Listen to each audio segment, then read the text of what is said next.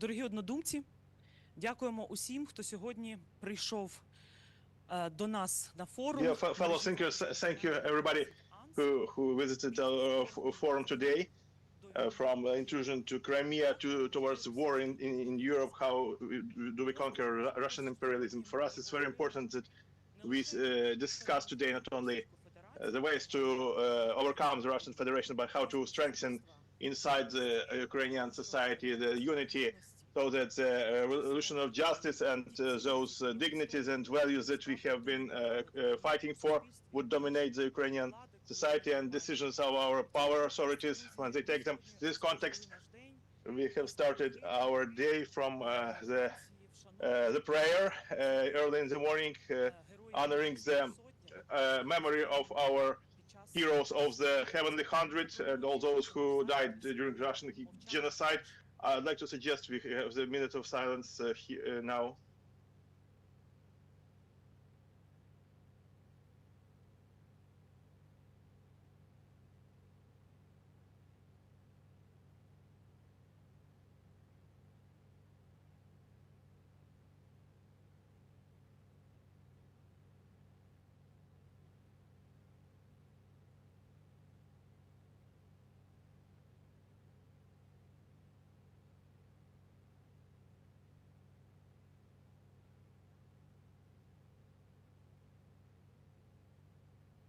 Дякую. Thank you. Друзі, насправді ми зібралися... Dear friends, in fact, we have gathered here because we lack very much dialogue inside the country about the present and the future. So I have just been back from Munich Security Conference. Many have been talking that we will soon be traveling to Kiev. It's the 4th year of war. Although many European politicians who were talking that, in fact, this is the 12th year of Russian aggression and 4 years full-scale invasion. Russia commits genocide against Ukrainians, and for us today, it's a symbolic date. And on one side, we remember the moments in the Maidan, the bodies of the dead heroes of the Heavenly Hundred and the wounded. Our emotions that we have a lot of fear and some apprehensions whether we will be able to stand strong to win. And also there were shootings in the Maidan. It was a special operation of the Federal Security Service of Russia to destabilize Ukraine and to invade Crimea, that they were taking seriously and preparing to. This is very serious things that we will be talking today, and we have very good moderators, renowned Ukrainian public actors. They will be talking also not only from the point of view of the retrospective, but from the point of view of the future, because we now see a lot of negotiations about the peace deal, which is not related to the guarantees of security. If we had security guarantees, we wouldn't have the invasion back in 2014. We wouldn't have the full-scale invasion in 2022. Russia would have lost a long time ago if we had security guarantees, and we would not be talking about the measures to take for the Russian economy to collapse, so the Putin regime will not be playing around in the diplomatic track, but also would seriously be intended to stop at least the shellings and missile strikes during the very harsh winter. So we remember now the heroes of the Heavenly Hundred, but also in the broader context of the Russian imperialism, because it's not only this period of time, 12 years, 35 years since statehood renewal, and in this marathon, this is the longest period of our history, newest history, and we have a big mission, because we have historians here who among us who can speak about the Ukrainian Republic and Holodomor and genocide. But now we are in the position to avoid the mistakes that would endanger the independence of our country. We'll be speaking about this. We'll have the panel discussion of the Ukraine's path towards European Union. In the Munich Security Conference, it was discussed very broadly that Europeans must be involved into the peace negotiations, that Europeans want to see. Ms. Katerina Maternova will be speaking about this. We're also speaking about the forcing Ukraine into the absolutely unacceptable deals, referenda, etc. And Ukraine is very disturbing. But we need to maintain our statehood. We have constitution, law specialists today. We will be also speaking about it. But today I want to start our today's conference with a welcoming speech of Ms. Natalia Konolovic, head of Rodina CSO. Дружини Героя Небесної Сотні Андрія Дигдаловича. Пані Наталі, дякуємо, що сьогодні прийшли і на панахиді були. От, будь ласка, від імені і вашої родини, і вашої організації родин Героїв Небесної Сотні будемо вдячні вам за промову. Слава Україні! Мене часто запитують, а що для тебе Революція Гідності? Ви знаєте, я йшла сюди сьогодні до вас, і я знову відчула запах гуми. Хтось пам'ятає з вас цей запах? Запах... You know, on my way today out of this conference, I could feel some smell of fire and of the rubber tires which were fired during the Revolution of Dignity. The Revolution of Dignity presented for me primarily a very complicated choice between an armchair diplomacy at home and the choice of staying in fear, but at the same time sharing a feeling of solitude and integrity with everyone who is at the front line. When our army defended our nation at Maidan, they aimed to defend each of us, Ukraine and the entire world.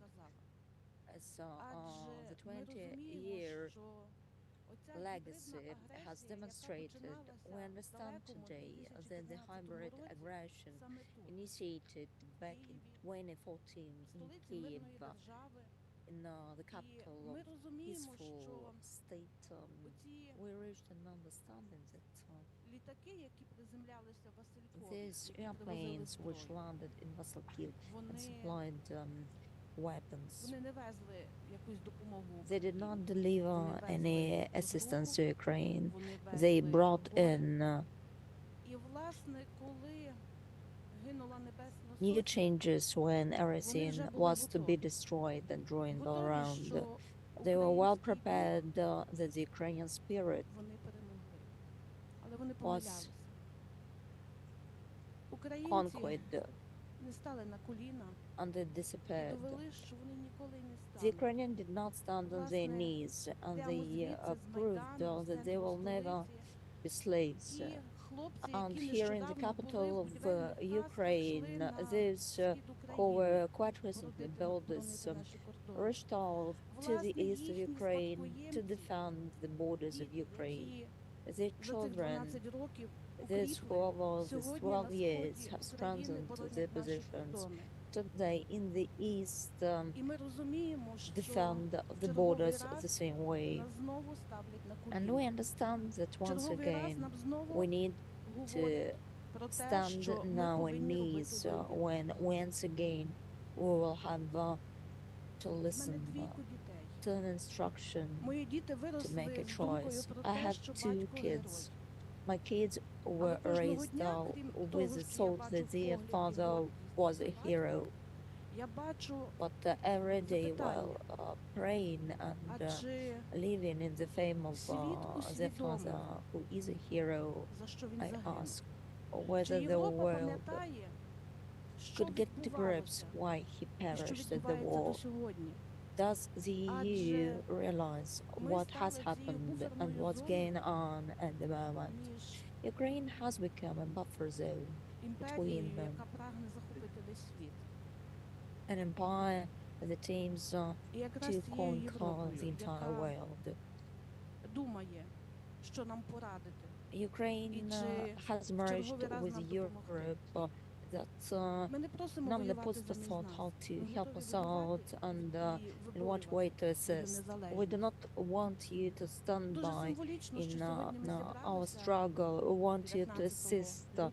in maintenance of Рахується the Ukrainian початком independence. That війни comes за symbolically that незалежність on the України. 24th of February Саме we got тим початком, united, which was marked as the українці beginning сказали, of the Ukrainian ми war зробили for свій its вибір. independence. When the Будь Ukrainian ласка, підтримайте нас asserted в нашому that we виборі. have made our Підтримайте choice, нас please і support us in the скажіть на choice весь made світ. and Українці spread the buzz all знають, around the чого world вони that хочуть. the Ukrainian do Вони know what they хочуть want. They демократичної want і вільної democratic країни.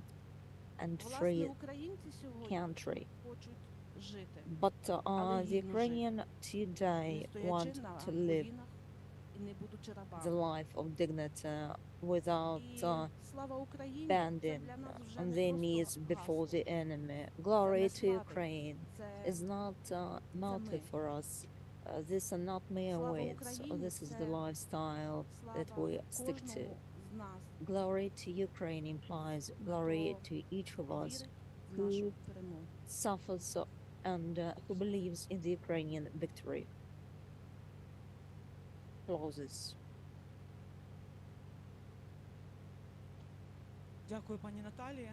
І зараз я хотіла б Natalie, запросити до слова thank Катерину you. Матернову, надзвичайний And повноважний that I посол would like Європейського Союзу в to Україні. invite І принагідно подякувати to Європейському report Союзу за підтримку Mrs. України, Katerina тому що Maternova, the ці 12 EU років ми можемо had критикувати, вважати, що недостатньо, але особливо з приходом Трампа, head of the EU коли delegation to ми Ukraine, зрозуміли, наскільки where there is непроста an ситуація по understanding that забезпеченню the current озброєнь. EU assistance І is not останні enough, 90 and мільярдів, with the які ми arrival of отримали Trump як to his репараційний office, кредит, the це very last надзвичайно важливо. billions which Ми we теж віримо, що received визнавши Росію as a державою landing спонсором to тероризму на Ukraine, рівні європейського we парламенту, європейці also деякі країни got визнали an так само, що understanding Росія that чинить геноцид. Russia Це was Польща, це recognized as an Латвія, це aggressor Чехія. І це and it надзвичайно presents важливо, threat to друзі. the І Czech також я Republic, хотіла б особисто Poland, and подякувати it's пані extremely Катерині за її important to the щоденну friends працю в соціальних that мережах they, для протидії the російській пропаганді. Mrs. Тому що відео, які Katerina робить Катерина, Maternova допомагаючи українцям,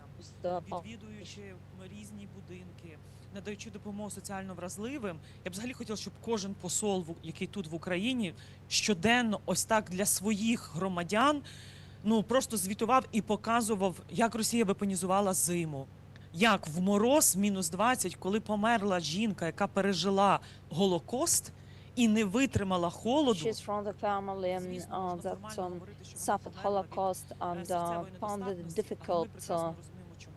І навіть та атака to survive Захарової, з cold російського weather, МЗС and на she пані died, Катерину and Матернову, щоб це Russian теж spokesperson очевидно, що Maria Zakharova росіяни не attacked хотіли, щоб Mrs. ця правда Maternova про те, що demonstrates відбувається, that Russia звучала, were щоб вона була against звідси, тому ми закликаємо побільше делегацій. disseminating the Зараз наша truth. мережа And that разом is з why I would like Міжнародним to центром української call перемоги організовує кілька upon візитів, буде туди до focusing Києва, on програми, the але numerous це постійна робота до того business часу, trips поки of ми не our переможемо. international Пані friends to Катерино, Ukraine, and this дякуємо і is до вас, тому що our 12 long років journey я в that Мюнхені is відчула, directed що європейці towards our нарешті victory. зрозуміли, In що наша Munich, суб'єктність, I наша could agency feel that європейська, the тому що agents and українське proxy of ДНК, ми Ukraine європейці. І ми цей are вибір свідомо Ukrainian. зробили We are цивілізаційний European. під час Our Майдану. DNA is Ось European. зараз, коли That was вже a ми civilized розуміємо, choice що that we наше made. майбутнє Now, – це when we наша спільна understand оборона, that нові our проекти, future is our інновації, joint технології. struggle, Це new наша projects, взаємопідтримка, innovations, це рух and України mutual до assistance, Європейського so which Союзу, implies які хижаки movement of США Ukraine to the Ми EU, бачимо з Гренландією кризу. Росія, where Китай we can не дуже track хотіли, щоб Європа crisis була with сильна. А саме Greenland, з Україною and Європа Russia буде jointly сильна. with China Будь do ласка, not ваше want the слово. country to be strong. That is why I would like to pass on Дуже the дякую floor за to you. запрошення. Дуже Thank you дякую за very це. much for your invitation, for the kind words which you said. 12 years ago, when the Russian attacked Crimea, And that's when the war began. We might not have been fully aware of it at that time, and The world might have referred to it as a crisis, but it was not a crisis, it was a war.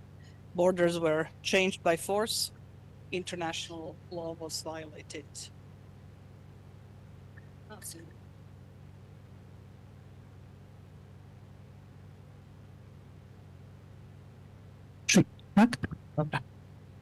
When aggression is not stopped from the beginning, it grows.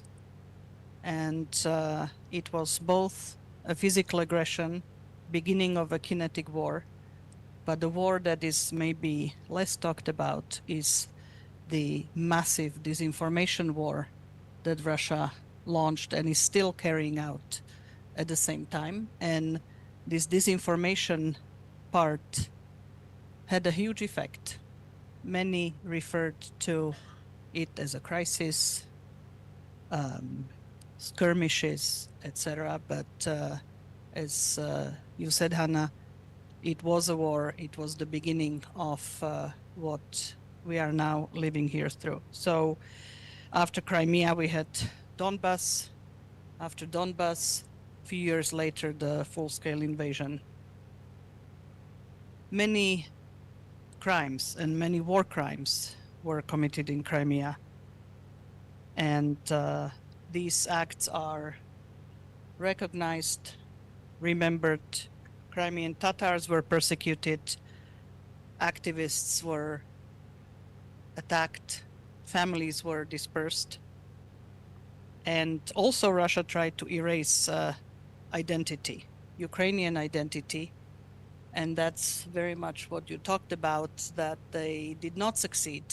If anything, I see and live among proud, heroic Ukrainians who are very much aware of their history, of their culture, of their identity. In 2014, citizens, volunteers, journalists, soldiers, ordinary people took responsibility for their country. And today, some voices again speak about compromises, speak about need for concessions. We watch that Ukraine is nudged into concessions on a regular basis, but I very much agree with the sentiment you mentioned. I was not in Munich as you were, but watched the various speeches online.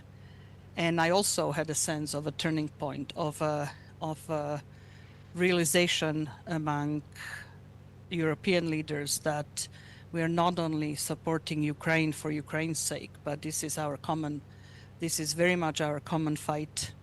And I think that the 90 billion that you referred to is just the latest in the tangible tools that we are putting at the table to help Ukrainian resilience, Ukrainian fight, Ukrainian industry. In fact, I have to run and apologize for leaving earlier this panel. We have a mission in town that is discussing the military, 60 billion, and practical ways how to get the resources to the Ukraine military as quickly as possible. So I know that Europe is easy to be poked at for being this, for being that, and slow and undecisive, but let me just say very clearly, we are the most predictable, we are the most reliable, and the largest partner of Ukraine, because the future of Ukraine is in the European Union, in our common house. We'll see how the modalities will happen and the timing, etc., but the road is very clearly outlined, and we stand by Ukraine, we stand by its sovereignty, we stand by its territorial integrity, and hopefully with time, Crimea, which is Ukrainian, will be recognized as such. And I wish that this day today will be a good platform to discuss all these issues. I wish you a great deliberations, and Slava Ukraini.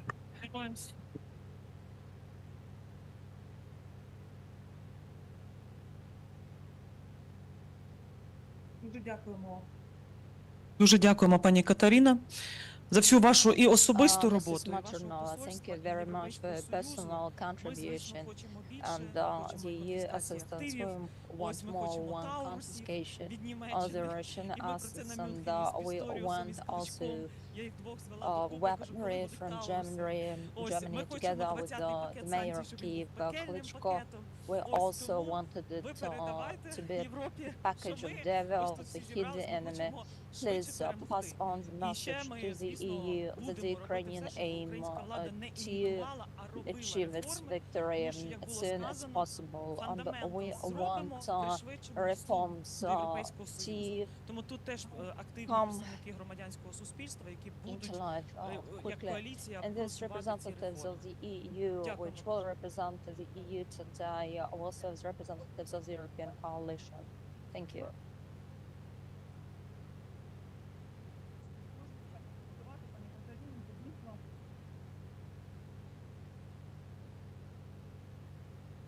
Друзі, Uh, насправді dear friends, дуже важливо, що пані Катерина it's згадала про Крим. really important that Mrs. Maternova recalled Crimea, since, as you might remember it, Crimea was placed beyond the demands of negotiations on the war.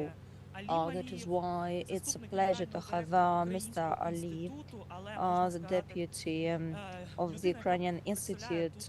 He's the high net worth individual representing the Ukrainian Crimean Tatars that witnesses that Russia penetrated into Crimea, and together with the Crimean victory, we will achieve full-scale victory.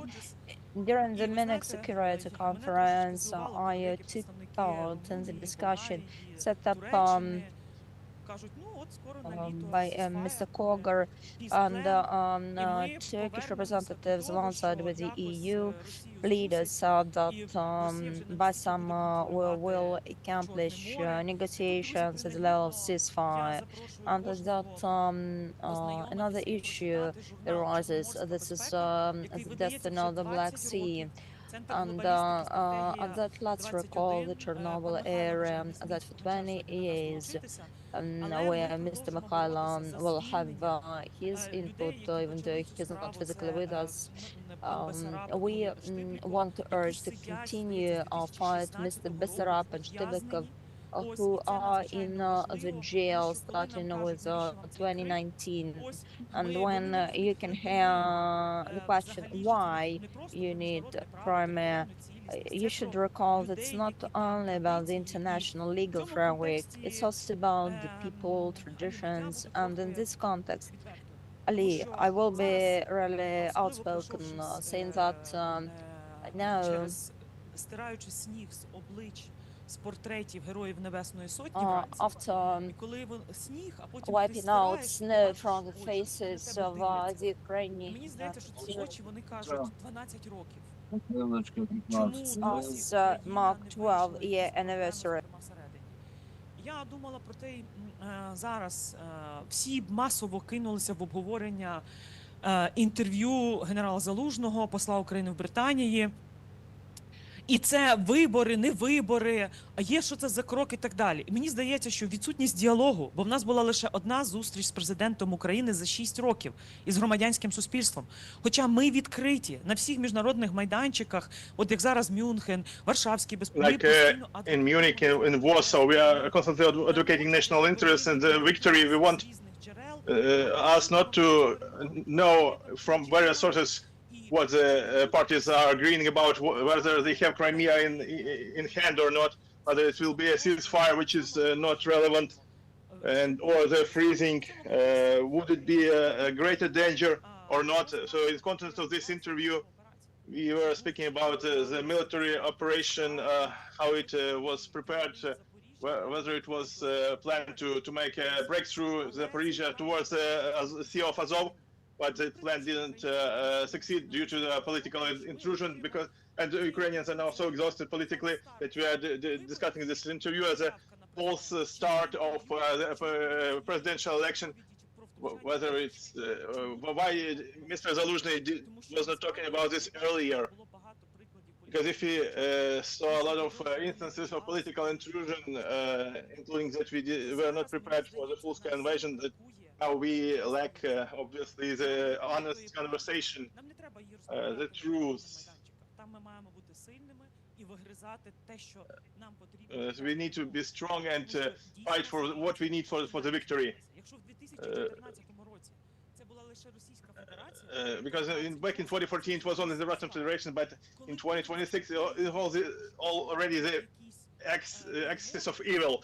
Putin says Europe, there will be negotiations soon. He prepares for the wars against NATO countries, maybe against Baltic nations. So within our society, we need to make we need to diagnose where we move and what the consequences of our steps would be. So, because you represent a community of the Crimean Tatars and were a successful Crimean platform, but I cannot see them being active. This platform is heard.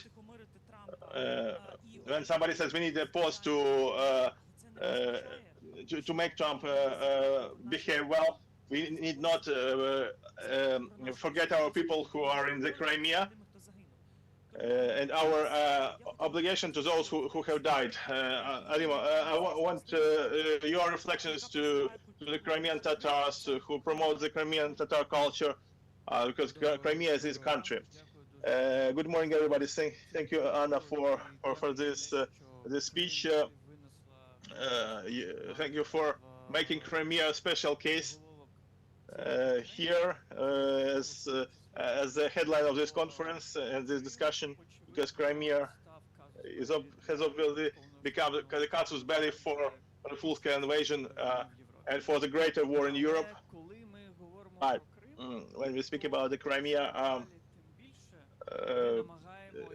we have increasingly more to lay Crimea off and say that it can be harmful for our peace-dealing framework.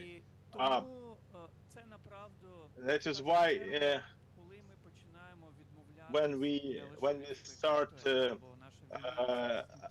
abducting from our territories, because it's a war for our identity and the right for the future, but for the Crimean Tatars, it's radically about this, because most of the Crimean Tatars continue living in the Crimea in a very conserved environment, where the hostile environment and hostile Russian environment are permanently pressing on them. Hundreds of thousands of Crimean Tatars are serving in the armed forces of Ukraine, volunteering. I usually visit a lot of units, and they are spread along many military units. Most of their families stay in the Crimea, and for them it's very important to return home, to return to their families. But the Crimea is something that has started back in 2014. I remember very well when we were here during the times of the revolution and dignity in the Maidan. I got to know many Crimean Tatars, and I actually was reading that from the Facebook page, but today we are now speaking about Crimea from the point of view of the human rights. It's very important. But speaking about the processes that take place in Crimea, it's the colonization that is taking place. It's not only about the militarization of with arms, but it's about militarization of the consciousness, militarization of the children. In the Crimea, Russia starts creating junior armies, units that prepare our future generations towards the war with us. We are talking about this internationally. They are definitely trying to spread this war for a very broad territory and long time. It's one of the factors. When we are speaking about the identity and the cultural heritage for for the Crimean Tatars, identity is a form of defense, for sure. That's something that doesn't let us become Russian citizens. It is also about the conscious Ukrainians who live in the Crimea. The fact that today Ukraine destroyed cultural landmarks, starting from the very important points in the like Han Palace or the Museum of Lesser Ukrainka in Yalta. Obviously, this is about attacking your identity and cutting you off this Russian very propaganda narrative of the Russian Crimea. But today, it's a question for us, truly, when we discuss the Ukrainian nation and state, what is taking place in the occupied territories and the Crimea, we have a lot of homework to do. Today we do not have actually the central government authority who would be responsible systemically for the occupied territories. Previously it was the Ministry of Reintegration or of the temporarily occupied territories. They had a lot of issues to deal with, but there was a single responsible authority. And today we have very disseminated functions among different authorities, and we not only do not have the strategy for the occupied territories, but we also have very routine questions of forced passportization of the occupied territories going on, and violation of human rights, and the Crimean prisoners of war and political prisoners, they all hang in the air. And sometimes we have very, in the Verkhovna Rada of Ukraine, harmful draft laws. Fortunately, one of the latest was simply hit down by the committee, which was aimed at discriminating people from the occupied territories. We often speak about Ukraine being in the demographic pot, and on the downside, I attend events where they discuss where we need to take the new migrants and expats after the war, but we do not think how we would reintegrate our people from the occupied territories, because we have hundreds of thousands of those people residing there, not only staying in those territories, waiting for Ukraine to liberate them and occupy the Crimea, but they deal with important matters, most of which we are not aware of today and will not be aware in the future probably. But we live in a very unique time of extraordinary people who do extraordinary things. And I'm inspired by this in my work and in my activities, because today I also am part of the state institution, but in my routine and in routines of the people who have the Crimean DNA, for us it's very important to honestly look in the eyes of our future generations, and so that when we do that, we do not justify ourselves why we failed. I want us to succeed, but for us to succeed, eventually we need to talk honestly inside the Ukrainian society, have this honest conversation, because I see a lot of misunderstanding of the Crimea and the Crimean Tatars still, some chauvinism regarding Crimean Tatars, which I felt before occupation still, but I definitely see a lot of bright eyes who are ready to stand hand in hand with us to make not only the Crimea but also other occupied territories to stay Ukrainian by their DNA. Thank you. Thank you very much, Alim. Now, with the welcoming speech, I would like to welcome Larissa Ivshina, editor-in-chief of the Day newspaper. So this lady from the photo exhibition of the Day newspaper and the library of the Day newspaper, I wanted to bring some books. So they published a lot of things. From the Munich Security Conference, I would like to share some insights, the conversation that really inspired me. So it was about the representatives of the Congress of the USA. They assured me that the deal is bad, Congress will not ratify it. I responded, well, guys, you lost so much credibility that do you think that Ukrainians would buy your ratification in the Congress and that it will be true security for us? Better give us those missiles and those weapons, but let us not deceive ourselves. Even if Trump signs this deal with his blood, we really doubt he will protect us. But one thing is, when I speak to the person that I know for a long time, that we speak in the Congress, well, he told me, well, you know, Hannah, we are slow. I know that you have people dying during as we make some decisions. Well, Lindsey Graham offered and promised sanctions a year ago, but there are no sanctions. But you keep pushing, you keep going. Well, what do we do to persuade you to move faster? Well, the situation is lethal but not fatal. That's what they said. Well, when I heard that the situation is lethal, is fatal, is lethal but not fatal. It triggered me a lot. And I was writing a voice message to him, reminding that we had the situation in the previous century, the Ukrainians were dying of the famine that was organized by Stalin, and they were starving to death. And the United States resumed their diplomatic contacts with the Soviet Union, so that American companies like Ford could trade with the Soviet Union. Of course, now we have a very difficult relationship with the United States of America, where we need to continue, where we need to avoid the pressure of capitulation, but do whatever we need for the victory. But this lethal but not fatal concept, I thought to myself, it was very painful to hear that. So a day newspaper had very close cooperation with Mr. James Mason.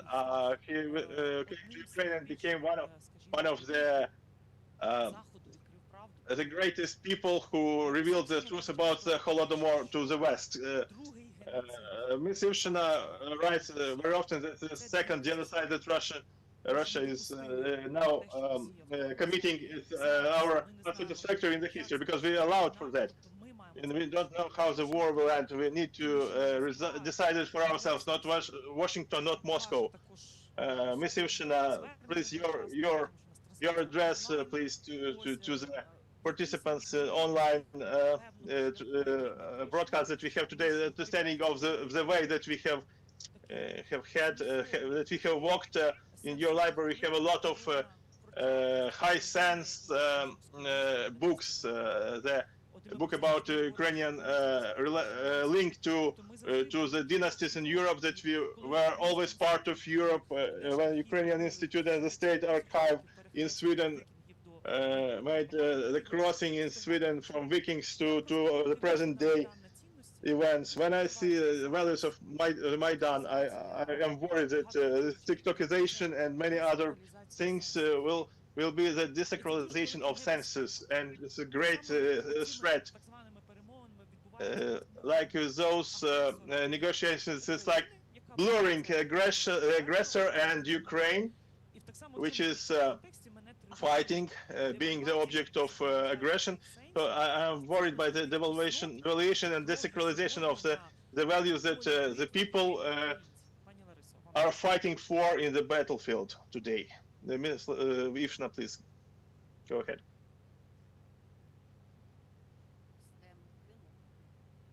Let's start with the Crimea topic. It's like about the consistency or defects of Ukrainian policy, or the consistency of historic memory of its failures. It's all about. It's all very well illustrated with the topic of the Crimea. Let me remember my hero Pavlo Skoropadsky. He told once that said once that Ukraine is without its knees, it doesn't have Crimea. When we speak about the compromises with Russia, we now may avoid demanding that Russia returns Kuban region to us. This is also about plain talking. In our negotiator group is very weird. Sometimes the Russians swap their members a lot of times, and Americans speak with Russians about the fate of Ukraine. We have two big problems. Of course, a hot phase of war in the front line, but of course we are worried about this problem. But we are less worried about this than our political affairs internally. So it's a problem that has been piling up for some 30 years probably. And recently I talked to Mr. Volodymyr Lanovy. I want to actually cite one of his articles. He was once a candidate for president of Ukraine in the 90s, and then he was an author of a very good aphorism, which didn't get old with time. Since 1991 to 1994, it was a Ukrainian resurrection, renaissance, but from the 1994, their counter-revolution began. Of course, the veterans of this movement can just either agree or disagree, but I support Mr. Lanovy in this statement. Of course, since we have a very frank discussion, we need to think about this, because very framework kind of story, how we consider our Maidans, which are very valuable for us and which are very emotional for us. I now understand that those were not the revolutions, but the resurrections. Of course, starting with the Orange Revolution. It was not revolution, in fact. Orange Resurrection, insurrection, like some kind of European revolution, but it did not yield the fruit that the people were expecting. People were doing everything for the revolution, but for Orange Revolution, but it did not play out. The scene of that Maidan was very weakly prepared for its historic mission. The second Maidan was a tragedy of a different scale, and it was prepared by internal political processes that Russia cynically and aggressively took advantage of. When we speak about honest discussions, for us to understand truly how it all started and unwinded. When we remembering Mr. James Mason, one of his lessons was taking plainly the world media. He was when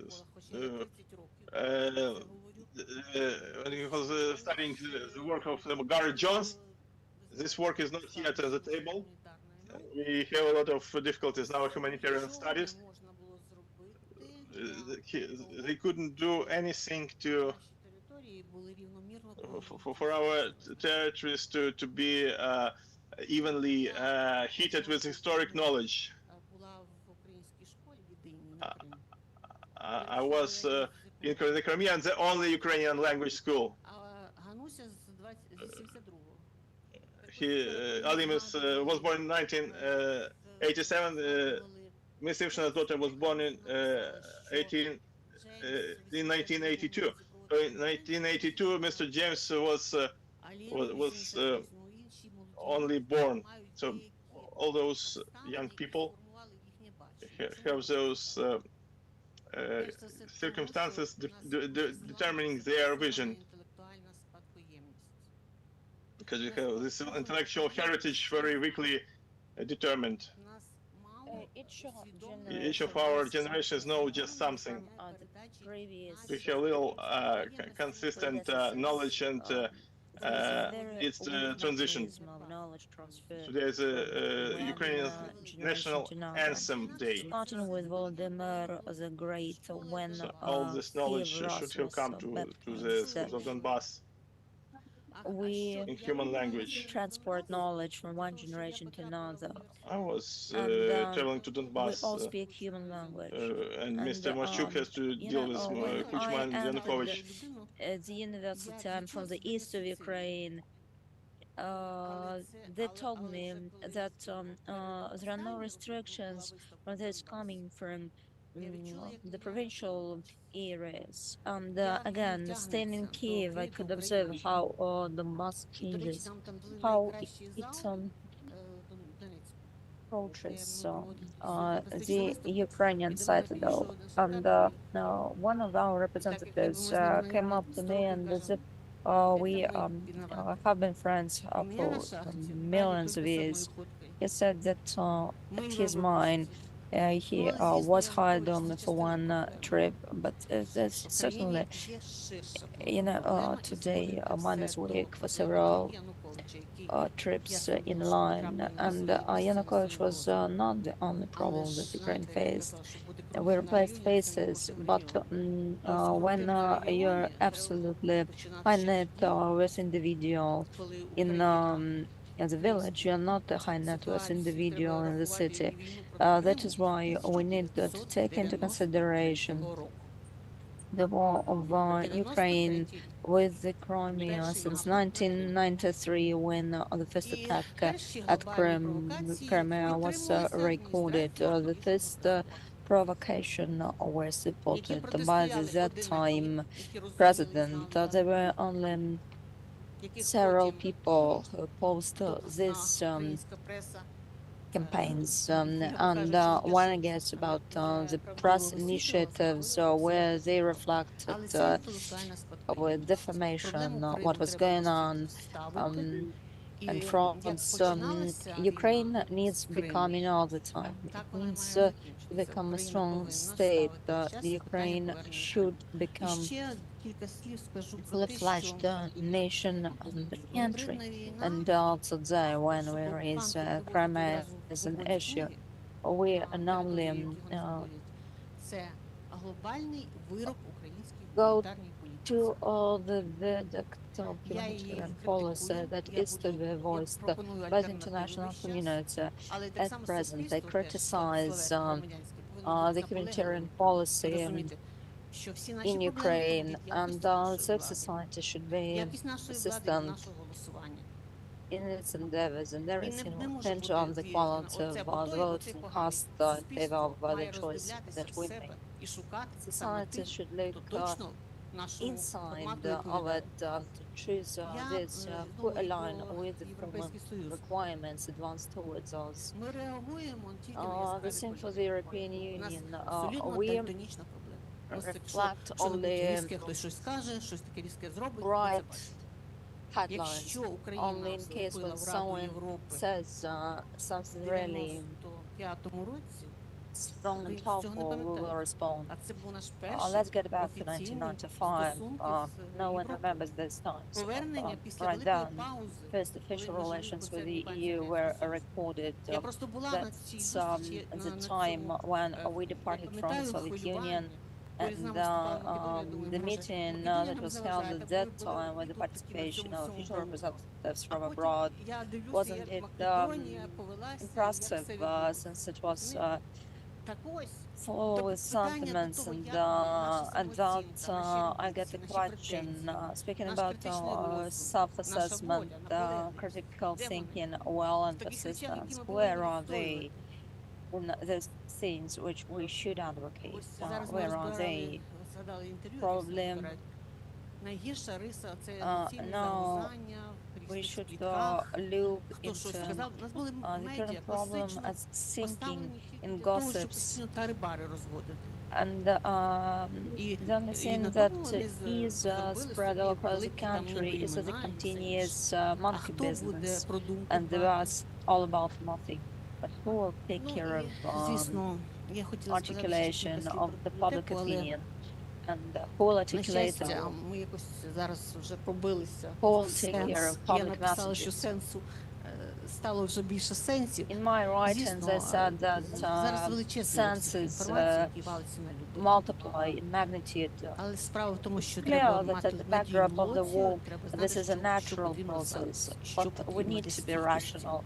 And we need to understand that really, truly, what is required for resilience. There are lots of traps set out all across the country. And when we recall the Olympic Games with a beautiful helmet, his glory may last but not forever, since traps around it are set already just everywhere. And for each of us, where this internal lines which we cannot cross.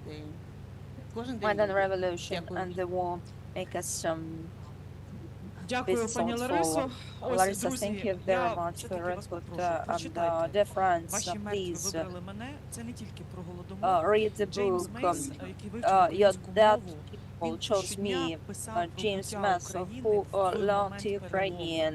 І про He клептократію, described як ми від the радянського story of the втім Ukrainian заводили war економіку. and the Тобто це breakthrough фактично теж розуміння, periods, and що that's about the зсередини understanding what підштовхує is Україну до того, from що ми inside були pushes настільки ослаблені, Ukraine що Росія змогла на нас towards знову напасти. these Треба розуміти і boundaries насправді which проявляти made us вдячність. weak Ну і for the наша face улюблена of книжка Russia «Корона» that багато successfully є attacked екранних Ukraine. книжок, тому що And ми віримо, at що present you will find lots of very good Україна – це корона Європи. literature Наші збройні saying сили that – це Ukraine сили has become європейської Європи. the crown of Europe, and the Ukrainian army has also become power of Europe. And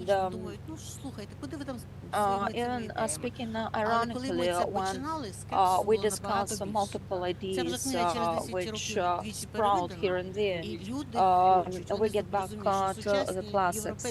These books are republished, and there is a pure understanding that the constitutional monarchs have a human face.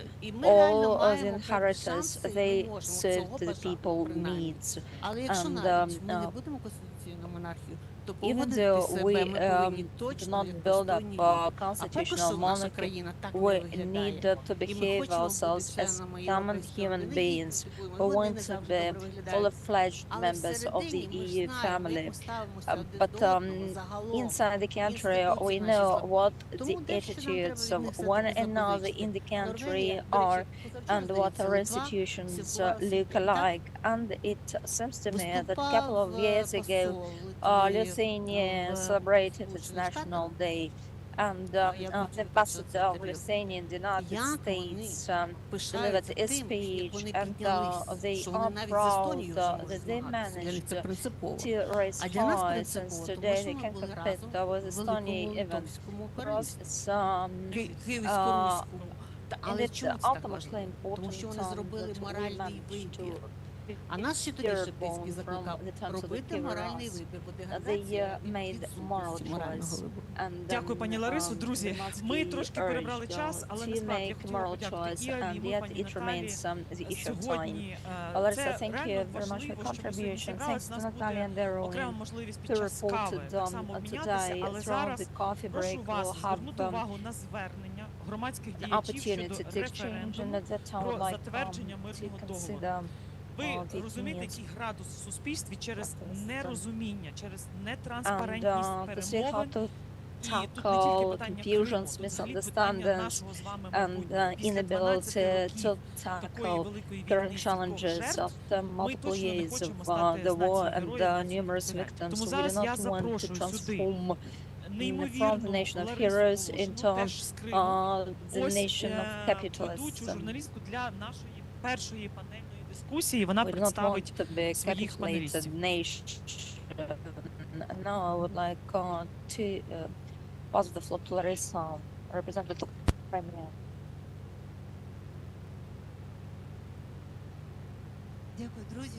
Дякую, пані Ганна, за таке Dear запрошення. friends, thank you very much Я людина з Криму, тому для мене ця панель for pulling up our efforts all Ми together. постійно This говоримо panel між is personal собою. for me. З Криму It's почалося. very individual, it's very close, and Ця війна, I яку believe that Росія these почала, talks will я вважаю, be finalized with всієї the європейської issue of цивілізації, Crimea, всього того, starting with що the ми entire EU цінуємо в civilization. людстві. And Ця війна почалася з of Криму. the legacy І that we закінчитися have війна shared проти from the times of європейських Holodomor цінностей, and проти up until цінності today. І ваги людини як наріжного камня всього. The Це internet те, connection is що є poor. основою європейської цивілізації. Людина, її гідність, її свобода, її that is- можливості для розвитку. на початку всього є фундаментом для розвитку, гідності, процвітання країни, континенту і людства загалом. Так от Росія в своїй імперськості протистоїть саме цій ідеї. Для неї людина є ніщо. І відображення всього цього ми бачимо в цих м'ясних штурмах. Вони демонструють в цій війні, на відміну від Другої світової, де, яку дуже чітко охарактеризувала the Second World War, так от російське that зло said в цій війні, that the West River, зло, яке проявилося, the Russian evil which showed воно itself нарочите, at war воно демонстративне, is Росія demonstrative наполягає, щоб це and нарочите, it's pretty much shown надмірне, off. жорстоке That зло, is why чисте, this кришталево чисте aggressive зло, нема evil that ніяких shows сумнівів off в тому, що is ми бачимо. crystallized, and Коли there is Росія no doubt наполягає, in what we can щоб це observe. стало Russia безкарним. insists І саме that за no це punishment вона веде will be боротьбу. charged. That's Нещодавно something на Russia презентації fights for. документального Quite фільму recently, «Хроніки окупації» the вона presentation відбулася of the в Києво-Могилянській documentary академії. Це наші кримські dedicated хлопці to temporary occupation, the Crimean guys designed того the всього, що chronicles of the відбувалося temporary в Криму в той occupation, момент, reporting коли on what Майдан happened in Crimea ще at the оплакував time when полеглих. Maidan Буквально в ті was самі crying хвилини. of Як perished розгорталася окупація в heroes. Криму.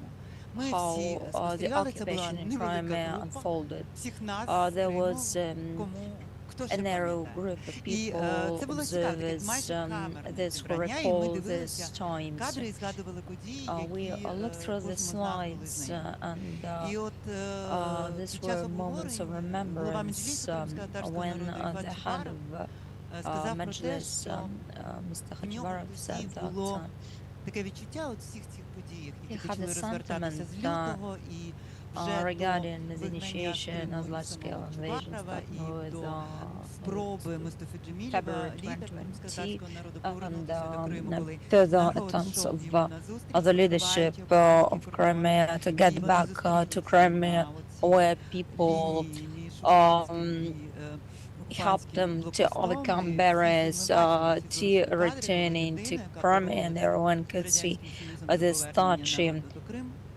movies when Russia opposed the Tatars and the leader of Crimea could not make it into Crimea at that time. And he said that sentiments which remain prove that what happened is a catastrophe that is hard to tackle. It's very difficult to understand what's going on. Current events are catastrophic. They will not only тому що те, що ми act as run-up to complicated consequences. It's not clear what sort of army it is. This is about green guys, green people, and their ruin. Could clearly understand whose army it was. Talks about referendum in Crimea. That's an interesting parallel to what we have in Ukraine. The US saying that Crimea is something what they need, and they will not grow over Crimea. They will need nothing more but Crimea. And the army that is today in Crimea that was placed there was a sort of a security shield when there was Russian soldier present in Crimea. We couldn't deploy weaponry since following the international practices in Moldova, Pridnestrovia specifically, and its legacy of the 1990s,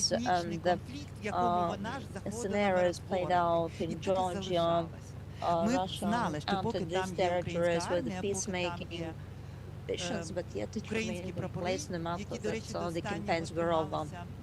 And the same goes for Crimea, where the Ukrainian flags were in place in Belgorod district, where the chairman was a well-known Emil Umerov, that's a political prisoner, and the Ukrainian flag stalled until the very last moment, Fedosia Port and others also celebrated the Russian flag presence, and everything what happened beyond all that were side talks. What they needed was Crimea alone, and what's indeed is critical is that the approach is diverse and historically. We have already heard about the referendum that has already been cooked for a long time. That was a catastrophe, and how to respond at large to what happened. That is evident aggression. So the first case of an open aggression of the Ukrainian territories to the post-war Europe, and no response and no punishment for misconduct opened the pathway to the war that we suffer from at present. Moreover than that, it's not only we who suffer from it, but we are not the last to intervene. The thing is that Ukraine started to oppose, and Ukraine also opposed the occupation of Crimea, followed by opposition to the occupation of Donbass, where theoretically did not recognize the failure of 2022 when the Ukrainian people joined the opposition. All these components consolidated in one final demonstrated that we the people well weaponized, and it shows that the aggressor should be punished. For now, we are a fully-fledged nation, and we continuously say no to continuous excuses, and that is the world that has not yet transformed it into full-scale complementary war for Europe. We understand that this will transform into a large-scale war if Ukraine will be divided, if Ukraine will be forced to keep defense from two separated parties when, for instance, Poland was attacked by Hitler, and this divide of Poland by the German and the indigenous nation also rested on the negotiations between Stalin and Hitler, the same as Ribbentrop pact where we say no to the division of territories. So the war has not yet turned into the World War One. It starts with the occupation of Crimea towards the pathway that we realize. So the very last barrier to overcome, that is Ukraine, the sentiment of catastrophe wasn't placed then. And I will agree with Mr. Chafarov saying that annexation of Crimea is not annexation alone. This is something more. That's when the separatists demonstrate that there is an ambition that they want to become more.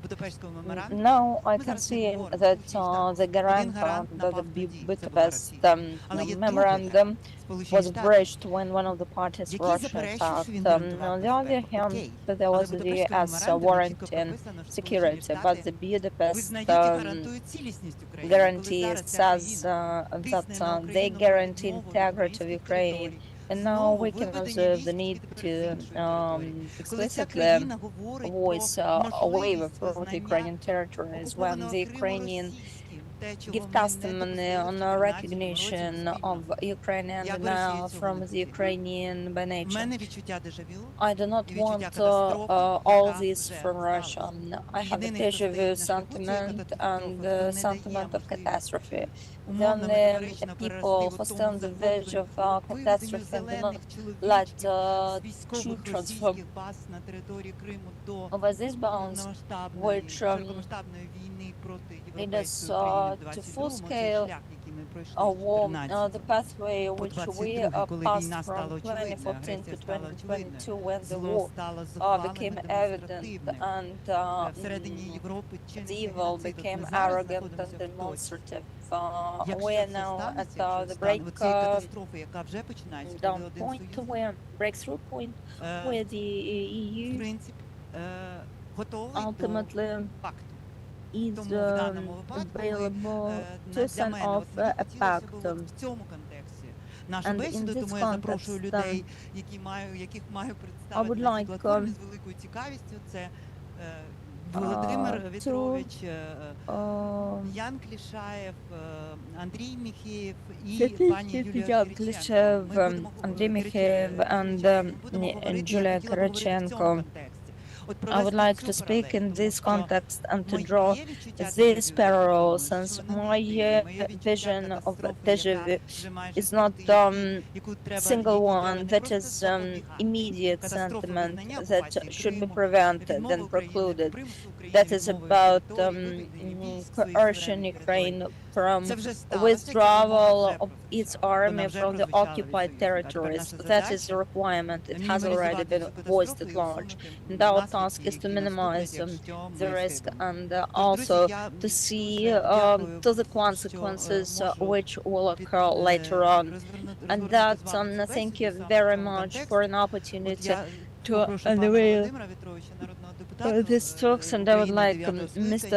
Vitrovich, MP of the Ninth Call, and head of the Ukrainian Institute of National Memory of 2012-2014, to start with the historical background, since my impression is that we live in the context of historical replicas. Starting with the divide of Slovakia, and on the other hand having Russia. Починають розмови. Я хотіла би почути вашу думку, Саре, про це. Знаєте, справді історія дуже сувора вчителька. Thank you. Indeed, history is very strong teacher. It will tell us lessons until we learn them. Maybe in the 20th century, lessons we haven't learned well. Many events that are associated with long forgotten things must not ever return. We were talking never again, but it came again because we didn't learn those lessons. But first, I'd like to thank you for holding this event, for the opportunity to talk here. I would like to thank the organizers occurring this very day, because I believe so far it's the only public event that is dedicated to the fact that on the 19th February we speak about the 12th anniversary of start of the war in Ukraine, although this date is reflected in Ukrainian legislation. So far, the public communications we didn't have from the power representatives. In a couple of days we'll speak about the war, the full-scale invasion. Started counting the days of war. It's not just the error, but it's an incorrect approach to understanding this war, which may cost us a lot, because a correct understanding of this war is ultimately important to understand where we are, where we go, how we win in this war.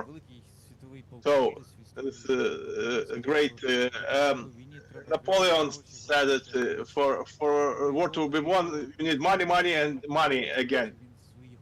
And he lost his main wars, and he was put into exile because the money itself is not enough.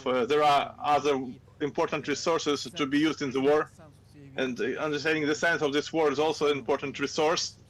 It is crucially important, and today we see that this very resource is actively being under attack in Ukraine, when we are told that we need to put out that's like that we need to put out everything. They are afraid to even to talk about the war. They just want to put it out, everything. And the attack on understanding the essence of this war. Of course, on the part of Russian Federation, tell us this war wouldn't have occurred if you surrendered Donbass, Crimea, a left bank, a right bank, and but also from our Western allies who attack the essence of this war. the recent allies recently. Mr. Trump, in the week after his after coming to office, he announced that this is a senseless war. It wouldn't never happen if I were president. So this is another attack. So we need to apply efforts that we do not lose the sense of this war inside Ukrainian society, understand what it is waged for, and for this sense to be understood globally. Because only when this is the case, we can rely on our allies. Because if somebody said that this war was avoidable and it can all be put out, this war will end up in the failure for us. That's why it's very important to keep the sense of this war, use correct terms of chronology of this war. That is why it's very important that we put in the law correct name of this war, the war for the Ukrainian independence, because it's correct, because it provides us good central framework. It explains what this war is for us, what we are fighting for in this war. It explains what the enemy fights for. They are not fighting for the Crimea, for Donbass, for some other part of Ukrainian territory. They fight for Ukraine to be eliminated as an independent state. So it disappears as an independent state. So without understanding this, we can be lost in those negotiation processes or their imitations. So we could be lured into denying some of our territories, and the war will end? No, because eventually the history tells us Russia will not stop. The 100-year story and the recent story proves this as well, including what happened to the Crimea, shows us that Russia's goal is clearly the dismantling of Ukraine as an independent state. So the war for Ukrainian independence is a very correct framework which gives a sense of this war. This is a correct framework we need to use globally to explain our purposes. It explains correct our war in the broader global process of the anti-colonial processes. We need to go to the global south with this statement, because they do not understand Ukraine as an independent state. They see Russia as an anti-colonial force, and Ukrainians as Yankee proxies. This is our communication failure, so we cannot understand the people what our war is about. When we speak about war for Ukrainian independence, very important to show the world in the broader context, because this explains Ukrainian existence as an independent state, in fact, is a fundamental thing for the entire world. Failure of Ukraine as independent state ruins the entire legal system. It all fails when Ukraine stops being an independent state. So when sometimes we hear our experts speaking sometimes that it's time for the time of liberal democracies has passed. Let's speak from the point of view of force, but there will be no place for such states as Ukraine in the world where only the rule of force will prevail, because Ukraine emerged as an independent state in the world that was playing by the rules and respecting independence and sovereignty. So if you want, sorry, I'm just finishing now.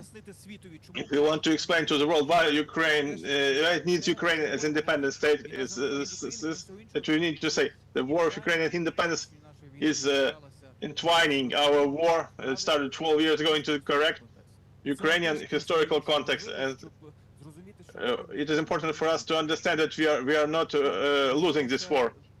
Of course, the victory may not be that near, but we are not losing it anyway. And the war for Ukraine's independence gives us important understanding how we behave in the world on various negotiation platforms. So we speak about Ukraine as an independent state. Some internal policy issues like language, church, culture cannot be the subject of any international negotiations. So any of Ukraine's representatives may not assume obligations that ruin Ukraine's independence as independent and rule of law state. It cannot be agreed on some international negotiations because this really undermines our independence.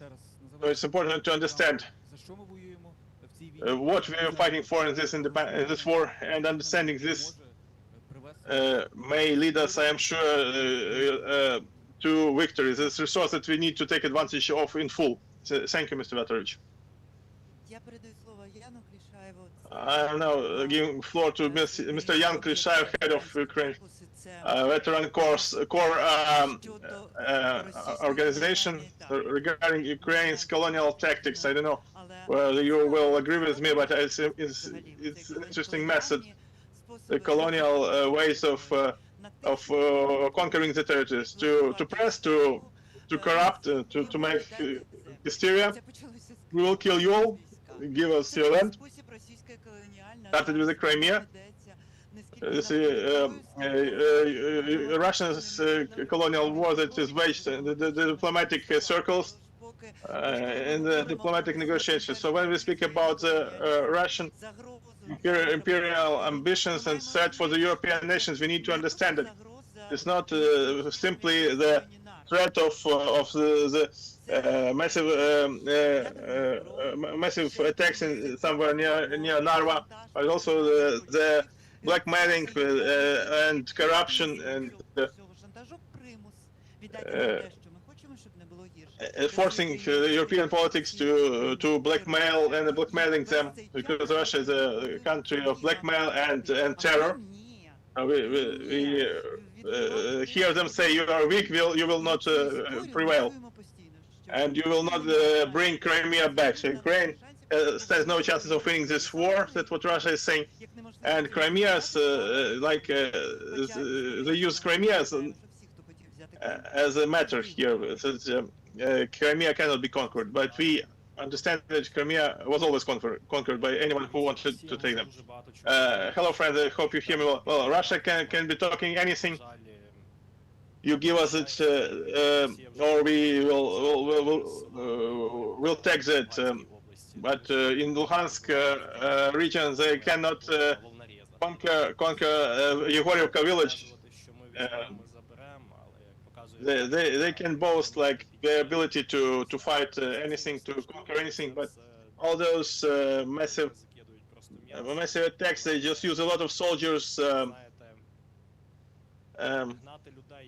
But taking people as a cattle just to attack and to go forward. Of course, Russia has a lot of people and drones, because drones, FPVs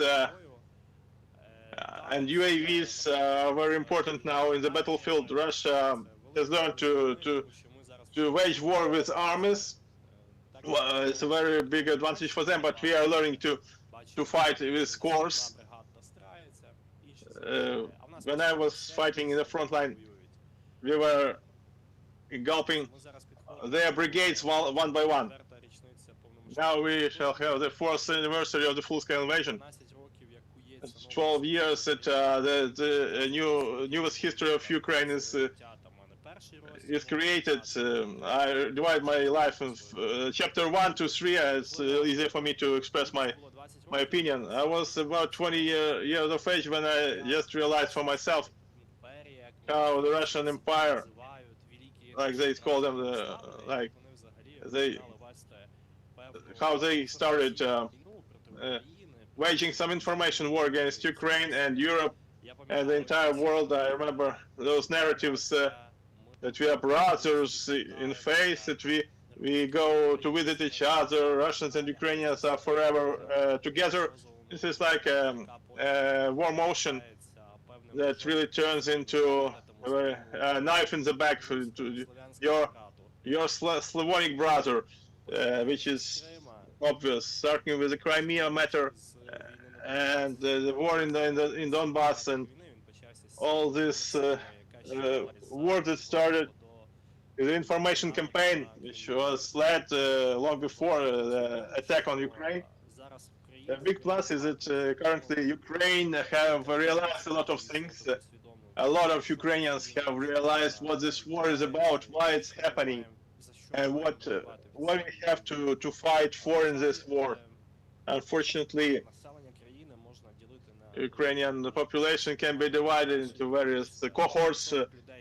Number one is the percent of people who are aware, who are fighting in the armed forces. Either you fight or you support fighting. Cohort two, they help front lines, they help our units, they help the armed forces of Ukraine. And the third cohort is the most problematic one. They're really driven by various psychological diversions. They're afraid of mobilization. Russia takes advantage of all of these things because of this they use as for undermining Ukrainian population's morale. Like you see what was happening. They are catching the people in the streets, but the third cohort starts consuming this because they want to consume this. How do we communicate with this third most problematic cohort? I don't understand till present day. We had in the beginning of January we had massive strikes and massive power outages in Kyiv. Like our veteran corps, we really opened our points of heating, and there we united the world of military and the veterans. I don't like being called a veteran, of course.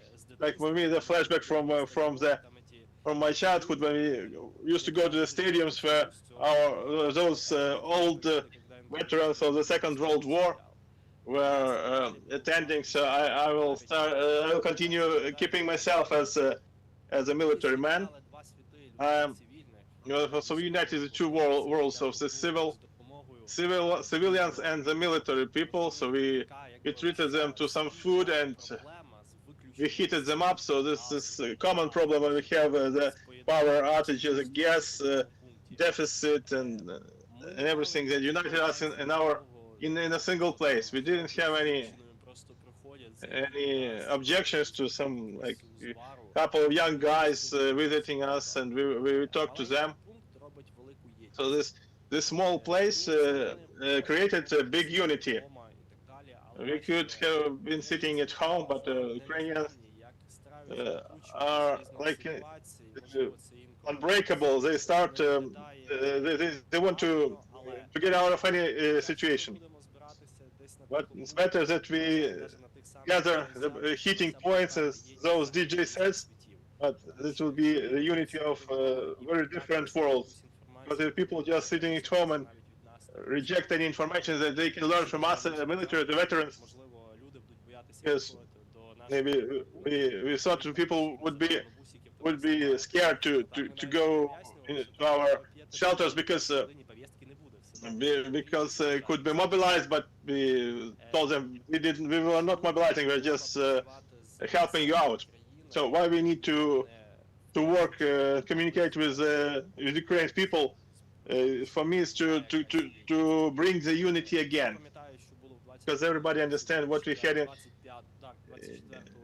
in the year 2022. There was such a great unity, but 3 months after that, everything returned to regular routine,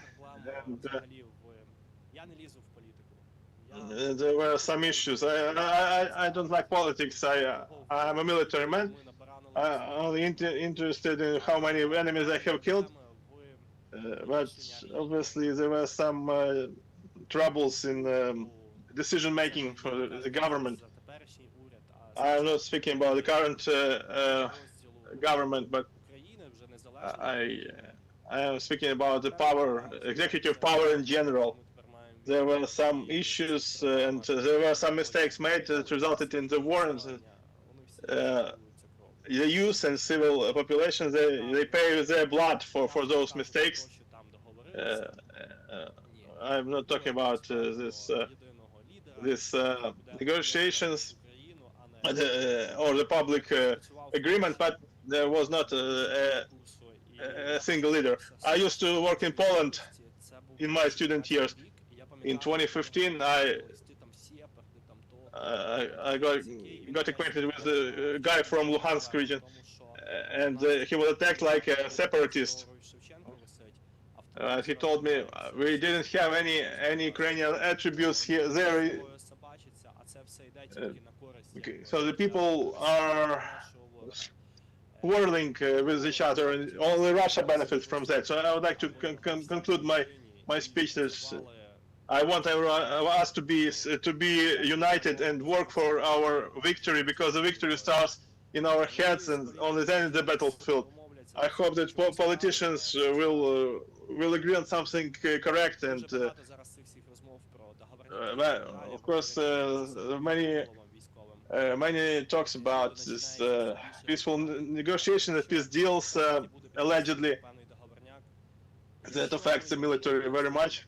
If still we end up with some kind of peace deal and we use it correctly, maybe we take advantage of it. So if we are able to grow our potential and military force to make strong military constructions to keep defense, that will be okay. If we do not have this peace deal, we still will have to grow up our forces, to train the people correctly, to avoid some mistakes that had been made during those 4 years previously. Thank you very much, everyone.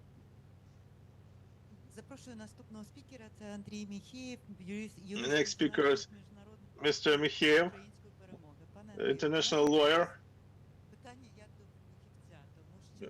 Question for you as a professional.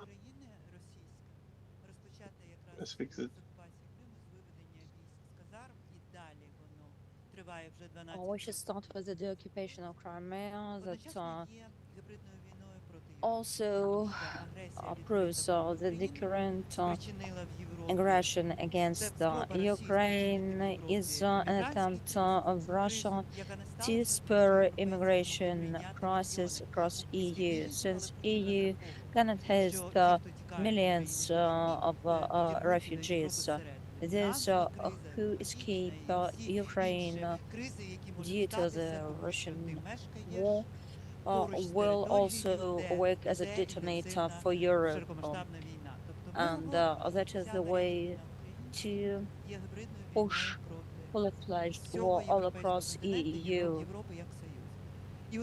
And EU as a union, and that I got a question regarding Gerasimov doctrine on the hybrid war. Well, remember the definition of negotiations. This doctrine foresees that the war component are two men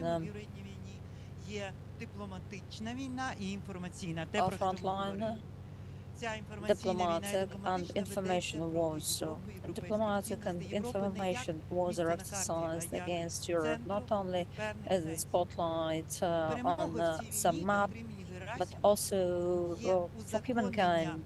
Following the doctrine of Gerasimov, this is about legislative initiative to cement the role of owners exercised by occupants on the foreign territories, where the Russians are considered no longer perpetrators but lawful citizens and owners.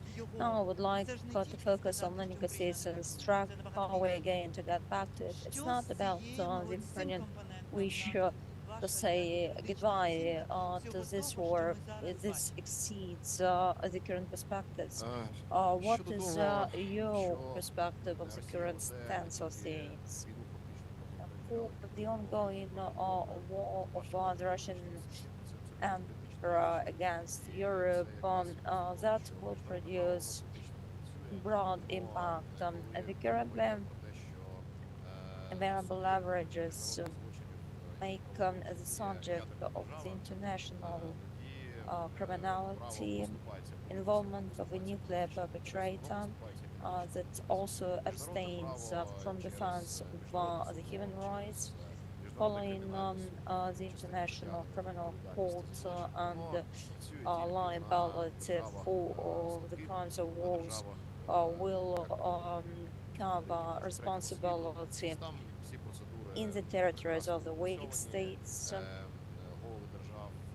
Leaders of these countries and politicians are normally biased, or they are arrested, or they suffer threat of an arrest.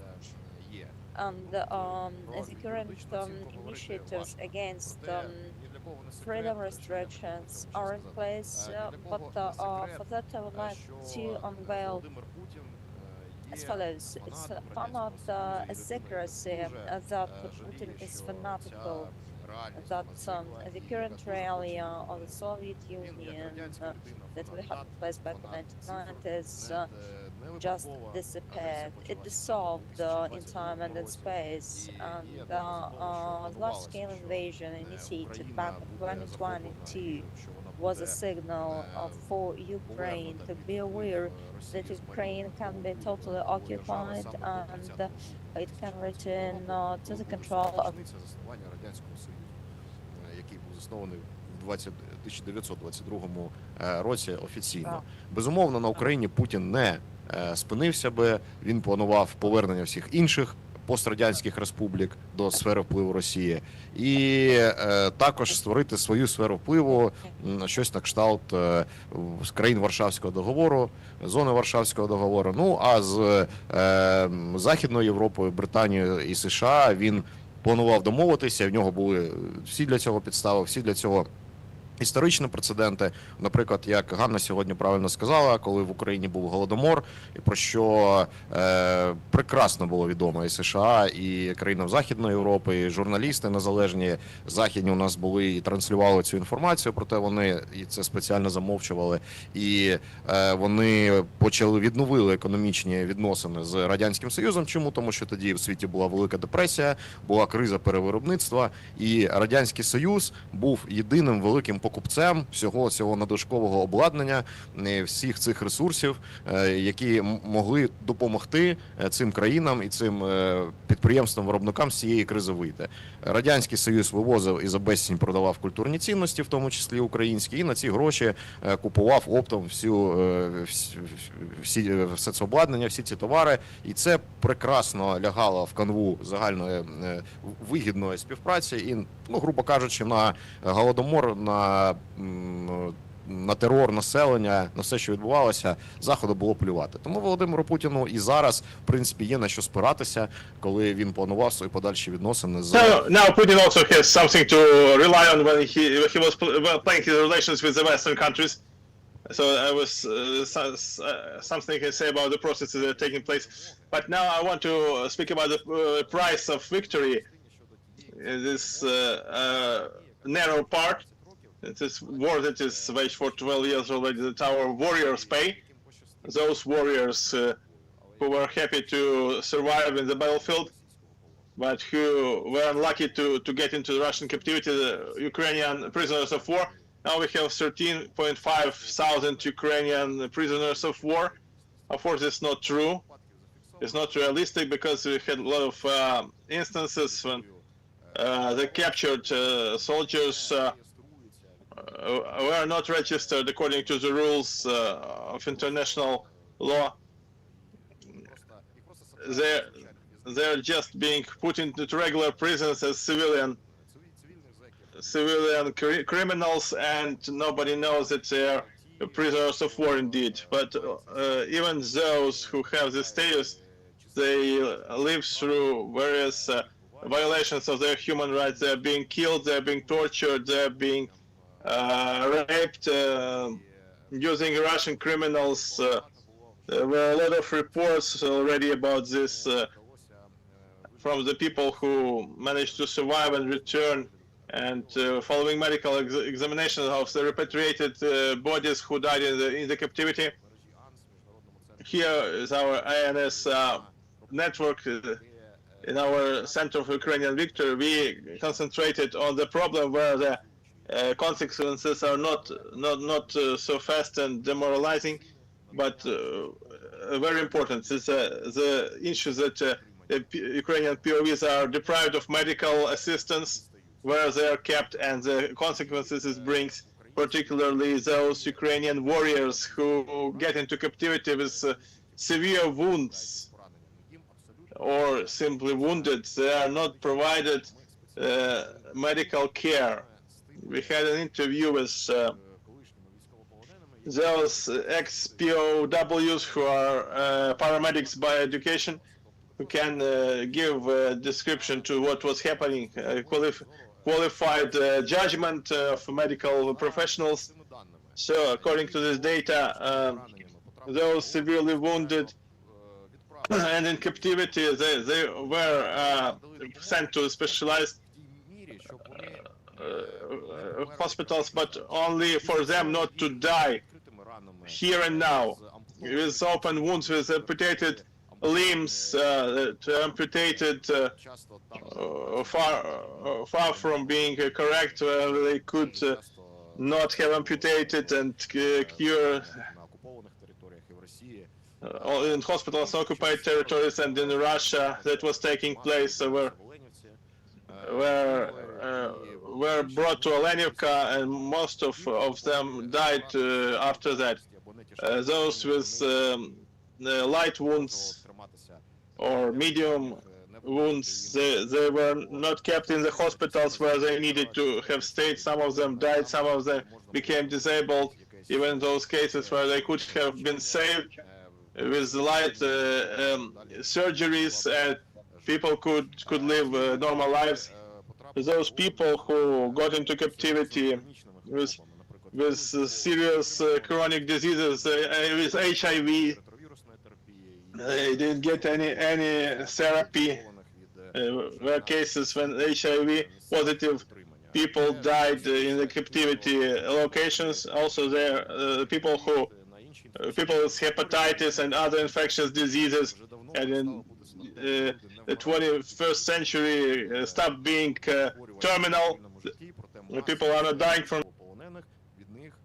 in civilian life, but people died of them in the captivity locations because they were deprived of any assistance.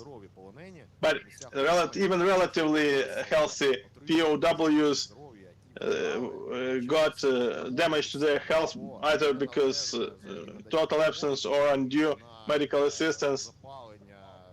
When they only gave 2 tablets of paracetamol for thousands of people with inflammation. So people the medics there, the people themselves, they try to help the situations. Some use makeshift methods, like to disinfect the wound with heat, or use some makeshift materials to, and also beatings and physical punishment. The inhuman temperatures, infectious epidemics was taking place and is still taking place in places where the people are held in captivity. In some places they're not being isolated, the disease is spread and many other people get contaminated. Some places they're isolated, but not in the hospitals, but in the isolated areas. Like a particular point of health damage is the beating when they are being admitted. And the people are beaten, their limbs broken, and jaws broken. They use dogs very often to attack the people. Have many cases of death and many abuses when providing medical assistance in dental care. Many POWs promised dental care, were refused any treatment, but just pulling their teeth away without anesthesia. Many POWs were advised to pull their teeth ourselves. This scar, glory to Russia, POW was engraved the scar on his body. These words, glory to Russia. So they steal prosthetics and artificial jaws from the POWs. And our Ukrainian doctors who deal with rehabilitation, psychological and physical rehabilitation of the POWs, report that 90% of POWs have serious problems with cardiovascular system, with proctology, dental problems,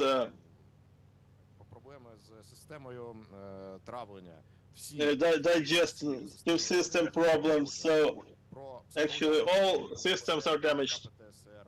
Also with post-traumatic stress syndrome, some people are broken, many suicide attempts, people don't want to live on, and most of these people unfortunately will never be able to return to normal civilian life, and will never be able to become part of the society.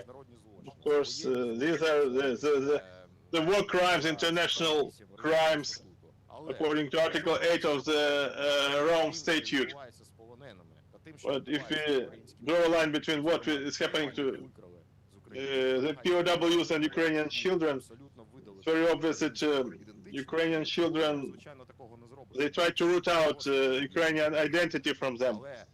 They cannot root out Ukrainian identity from the POWs, but there are numerous accounts that those tortures to the POWs are done according to sanctions from above, and it all bears a genocidal character, because the Russian authorities conscientiously try to kill or bring out of the civilian life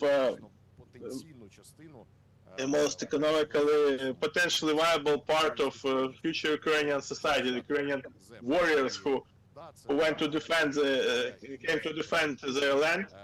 Of course, it would be hard, but there are all perspectives in place to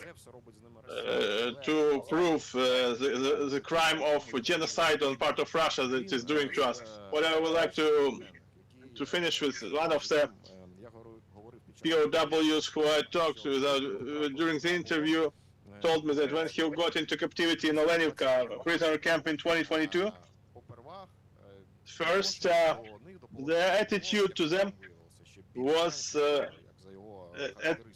more or less normal, as it appeared later. No, because the administration was taking them with some awareness and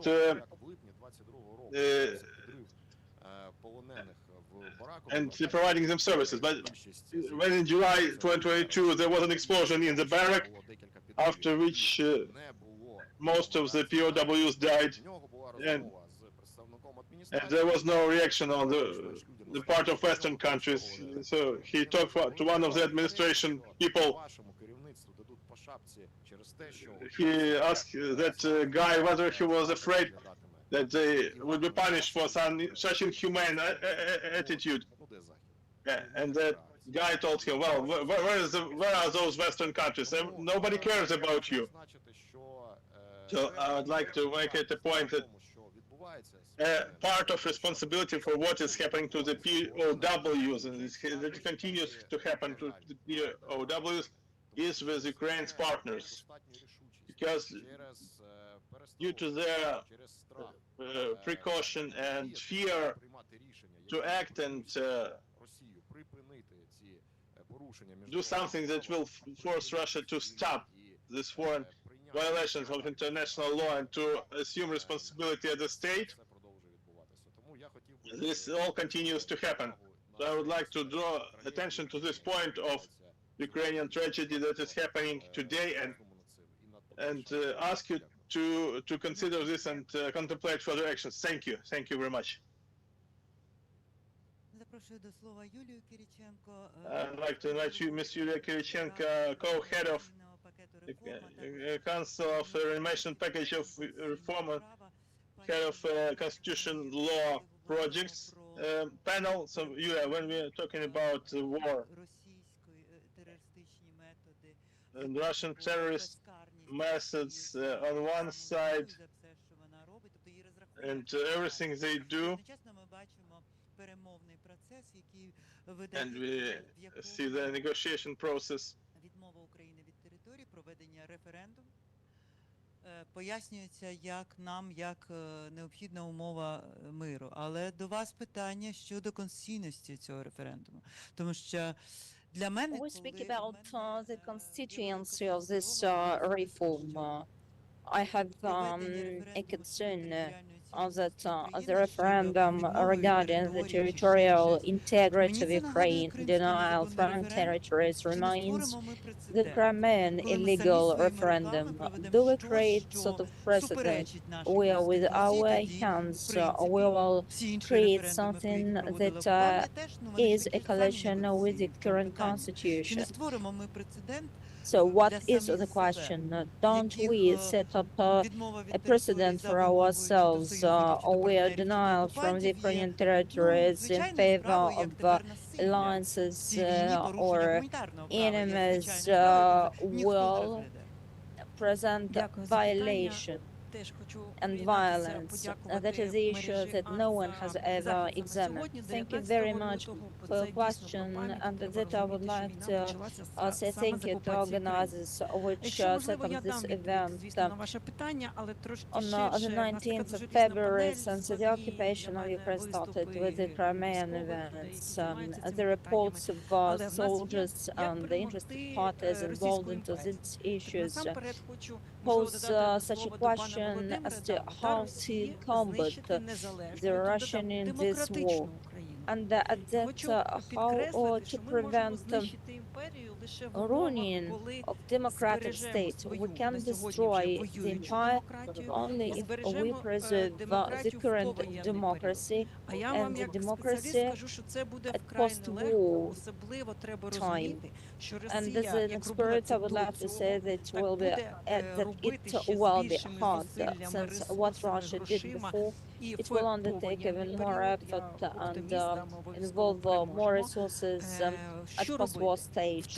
And in my view, we will win. What is required? It's required to intervene into the political process of Ukraine to destroy it, into a referendum, into other political processes. Throughout the war, we need to find effective mechanisms to defend the democracy at war and the democracy at post-war time. I have clear understanding that this is an ongoing procedure, and the speakers with the view to the time, probably it's high time to bring it to a logical end, but we should to wrap it up, defend democratic institutions and the parliament, starting now with 2022 and the moment of full-scale invasion of Russia to Ukraine, work under fully-fledged mandate. Without any bias, we can see that there is impartial distrust towards the governing authorities, and following Razumkov's think tank polls, we have a democratic parliament. It preserves democratic governance across the country. Today, we need to ponder of these steps which the parliament needs to undertake when we will not be able, throughout the war, by 100% to carry out any elections, be it local or parliamentary elections, and how to deploy better the instruments of participation, how despite some security criteria to raise transparency and visibility of the parliament, for the Ukrainian society. Later, I would like to mention also other things which we can raise throughout the war.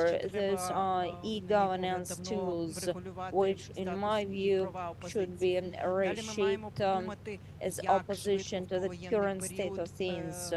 Besides, we need to put thought to reforming the pro-Ukrainian political parties and how to develop preventive mechanisms for pro-Russian parties, where, for instance, the motto is that they stand for peace, and that is a huge challenge for democracy.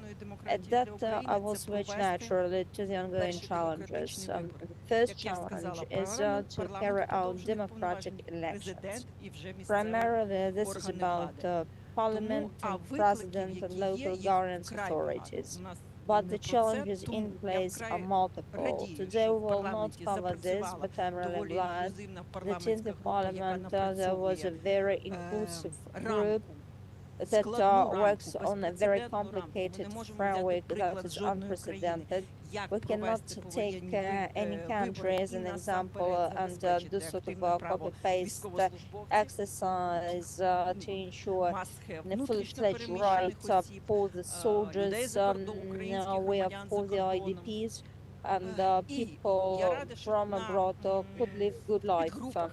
And I'm really glad that at some groups of this working group we do not resolve the issue of possibility to carry out a post-war referendum. At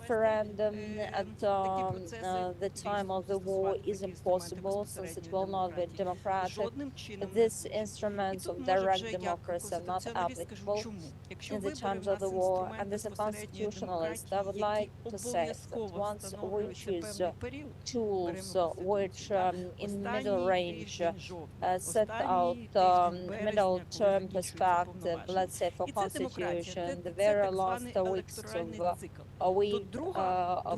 March or the very last week of October, when the mandates of this power expire, we need to look into the path. You cannot set the date for elections. President is obliged to announce referendum in case if the local initiative is available. The constitutional choice is in place, so there is quorum of від влади провести референдум, і там в них може бути два варіанти. Або ставиться питання загальнодержавного значення, або так зване надано право сьогодні українському народу на скасувальний законодавчий референдум, коли народ може не погодитися з рішенням парламенту і, наприклад, поставити питання скасувати закон, or there can be a decision to cancel law, part of the law, if they consider it to be ineffective, unconstitutional, not in the interest of the Ukrainian people. And there is another option. The parliament appoint the Ukrainian referendum, and you have a change of the constitution, first, third and 13th chapters, and the parliament had accepted to change those chapters, but the final decision is up to Ukrainian people. And the second option is when we have ratification of the international treaty, similarly in the parliament, that changes Ukrainian territory. Parliament doesn't have this power. It is only up to the Ukrainian people. And concluding with the fact that for us is the key to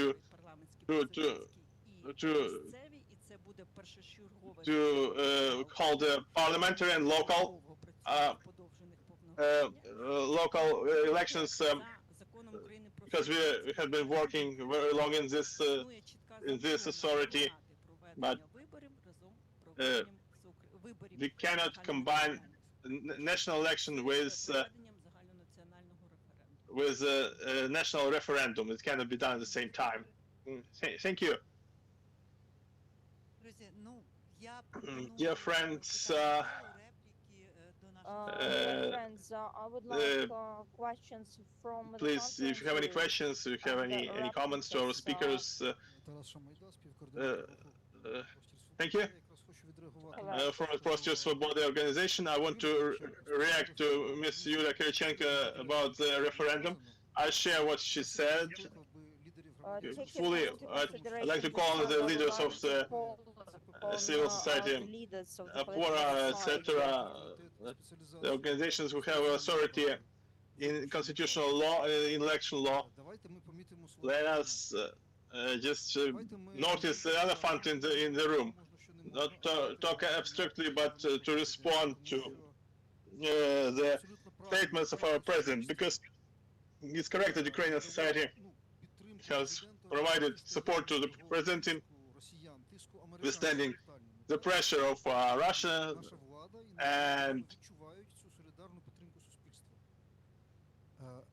водночас ми бачимо сповзання дедалі більше в заявах представників наших переговірників і глави держави, в тому, що уже, от скажімо, позавчора в інтерв'ю Axios, так, Зеленський сказав, що домовлено, що будь-яка угода буде з американцями, буде винесена на всеукраїнський референдум. Я вважаю, що українське громадянське суспільство повинно... So, I believe Ukrainian civil society needs to respond very clearly that such statements are unlawful and unconstitutional, because the president of Ukraine, according to Ukraine, the president of Ukraine doesn't have any right to announce a referendum. His own discretion doesn't have a right to put it into international treaties, any obligation of the state to hold the referendum, because like Yulia, you said very correctly, there are only two cases where the president can appoint a referendum. Like changes to the constitution, to the third, to the three chapters of the constitution after the parliament gives 300 votes for that. And the second case is under the people's initiative. It cannot be the president's wish, international treaty, Mr. Trump's wish, anything. The people need to formulate the questions themselves. If it's legal, constitutional, they gather 3 million signatures.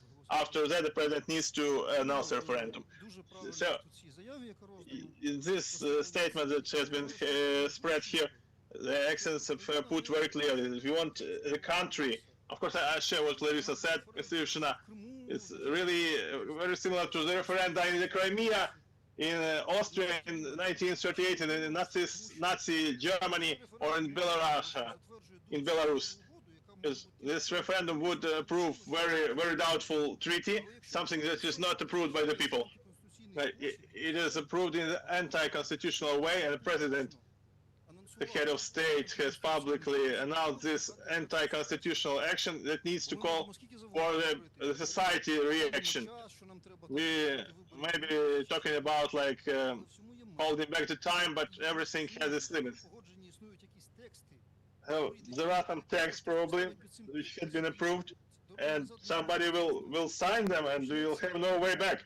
And it will be the assassination of the legal order in Ukraine. So I would like to call for the specialized organizations who deal with the constitutional law, like Opora and CPR, to speak to the president that he is not in that position and he doesn't have a right to call for this referendum in such a manner. So we need to support this text that has been spread and uphold this strong position, this clear position. Thank you.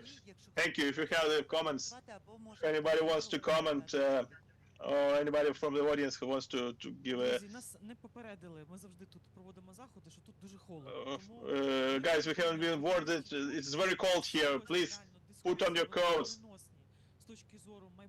Because we have very strong discussions here, but we're very sorry that we didn't warn you. It was very cold here. Yulia, I also have a question to you about the Constitutional Court. It's one of the strategic goals. Of course, there is some authoritarian attempt at the legal state of law. There must be some grown-up people to stop this. Yulia, because before we all go to warm up a little bit, the Constitutional Court, this is one of the core issues. Thank you, Hanna. You need to give a clear answer. constitutional court from the moment of invasion of the Crimea. It has been working. It was only one period when it didn't have legitimate membership. That's because we have to elect judges to Constitutional Court, but the Constitutional Justice is working. The Constitutional Court is working. If we analyze recent decisions, the constitutional complaints, Ukraine introduced in 2016 and started working since 2017. Before that, we didn't know much about it, but currently we gave opportunity to any person to win constitutional suit against Ukraine and to render any acts of the government of the state as unconstitutional. So any private individual, either Ukrainian national or foreign citizen, may win this lawsuit. Of course, this constitutional court was not working in its full membership because it is only authority that can render decision of a parliament, government or president contrary to constitution of Ukraine. But today Ukraine demonstrates the intention to form the independent constitutional court of Ukraine, because we will have this to the Russian Federation, but of course it's no limitation. I will not speak against the power. There are some procedures ongoing. We look forward to the people from the parliament, for members of the constitutional court judges. We have some quotas. There have been 2 quotas. The contest failed because neither candidate matched the 2 stages evaluation for moral values and professionalism. So I would like to call upon everybody, all the decent lawyers, to understand where you can strengthen the government and to go for the elections after war and to be elected as judges. This is something Ukraine will need after, in the times of war and after the war. May I just have a say? The parliament is now, USA had a body for keeping democracy in Ukraine, but it is not brilliant. Like Taras said, if we have any unconstitutional initiatives from the president, like irreversible, we cannot expect the parliament to react to that very decisively, because parliament may only become subjective if we have the civilian society pressure put on it. So I'd like you to be active, not to remain without action. So I believe the civil society can correct the parliament's position and the president's position too. And the president, maybe it's a diplomatic play, the president will be able to play it better. To say that I wanted that illegitimate referendum, but the Ukrainians are against it, so let the voice to be heard better.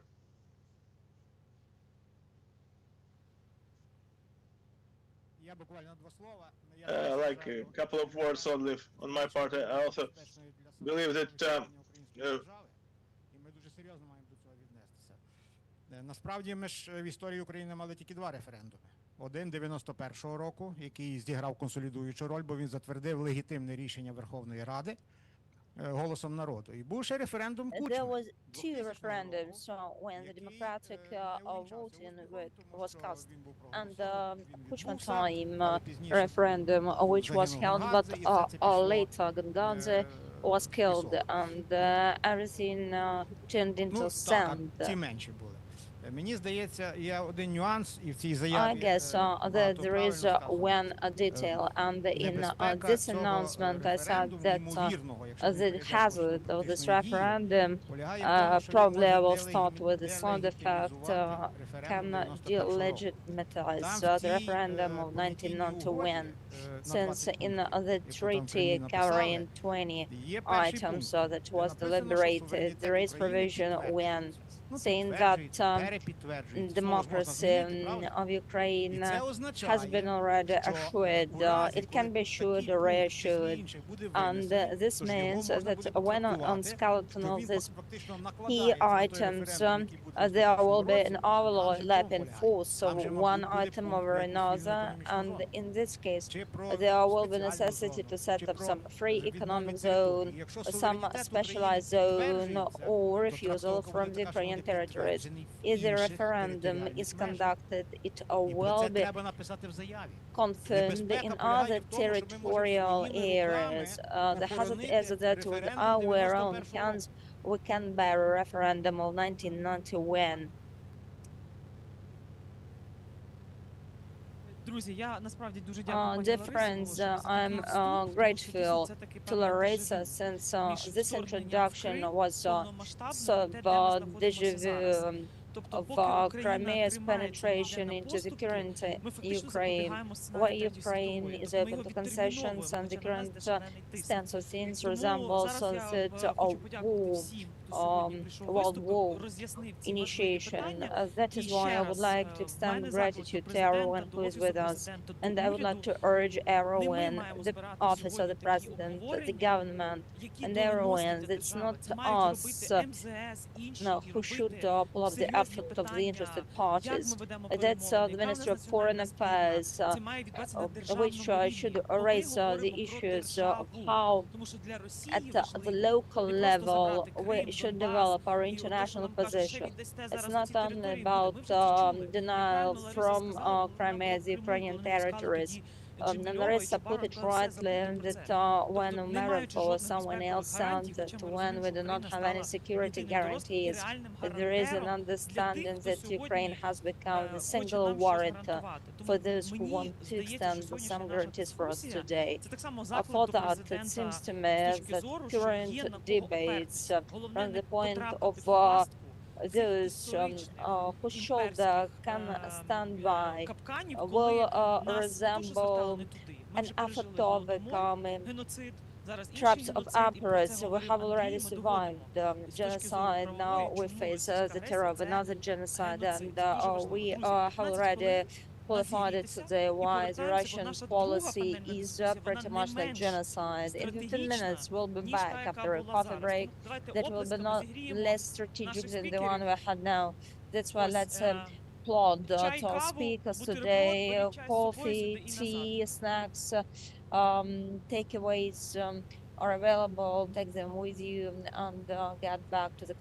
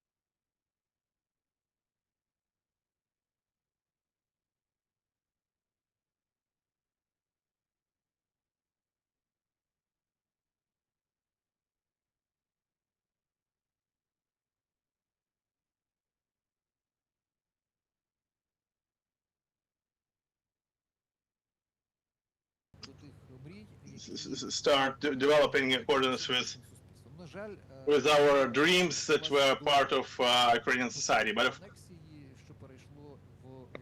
unfortunately, Russia started annexation, which turned into the war. These days, I'm deeply thinking about the time. It's 12 years, and one part is a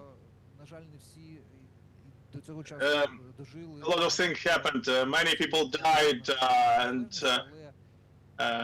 sacrificed their lives for Ukraine. But those who are here are able to see how fast the time flies, how valuable this resource is. So that we need to use this time to develop, to move forward. In this context, I always remember Lewis Carroll's character. She said that to stay at one place you need to run. So this panel would like us to make an accent on the future, on the near future, or the short-term future, to see what we need to do, not to lay behind, and to move forward. So Mr. Macron recently, President of France, in Munich Security Conference, tried to disengage the thought that the time was working for Russia. Sooner or later, we'll have to surrender to Russia's conditions. So this is not true. So my first question is about the time, whether we are using this resource the best we can and make the best use of the time to play our part in this existence conflict with Russia. Another question to Mr. Alexander. In international diplomatic sphere, of course, is the period which you may define as an imitation of negotiations. Of course, Russia is definitely imitating. We also imitate to some extent, but this is happening against the background of the war of attrition and the pressure on Ukraine. So our task for year 2026 and 27 on this track, not to surrender to the pressure, but to make the time work on our part. What do we need to do for this?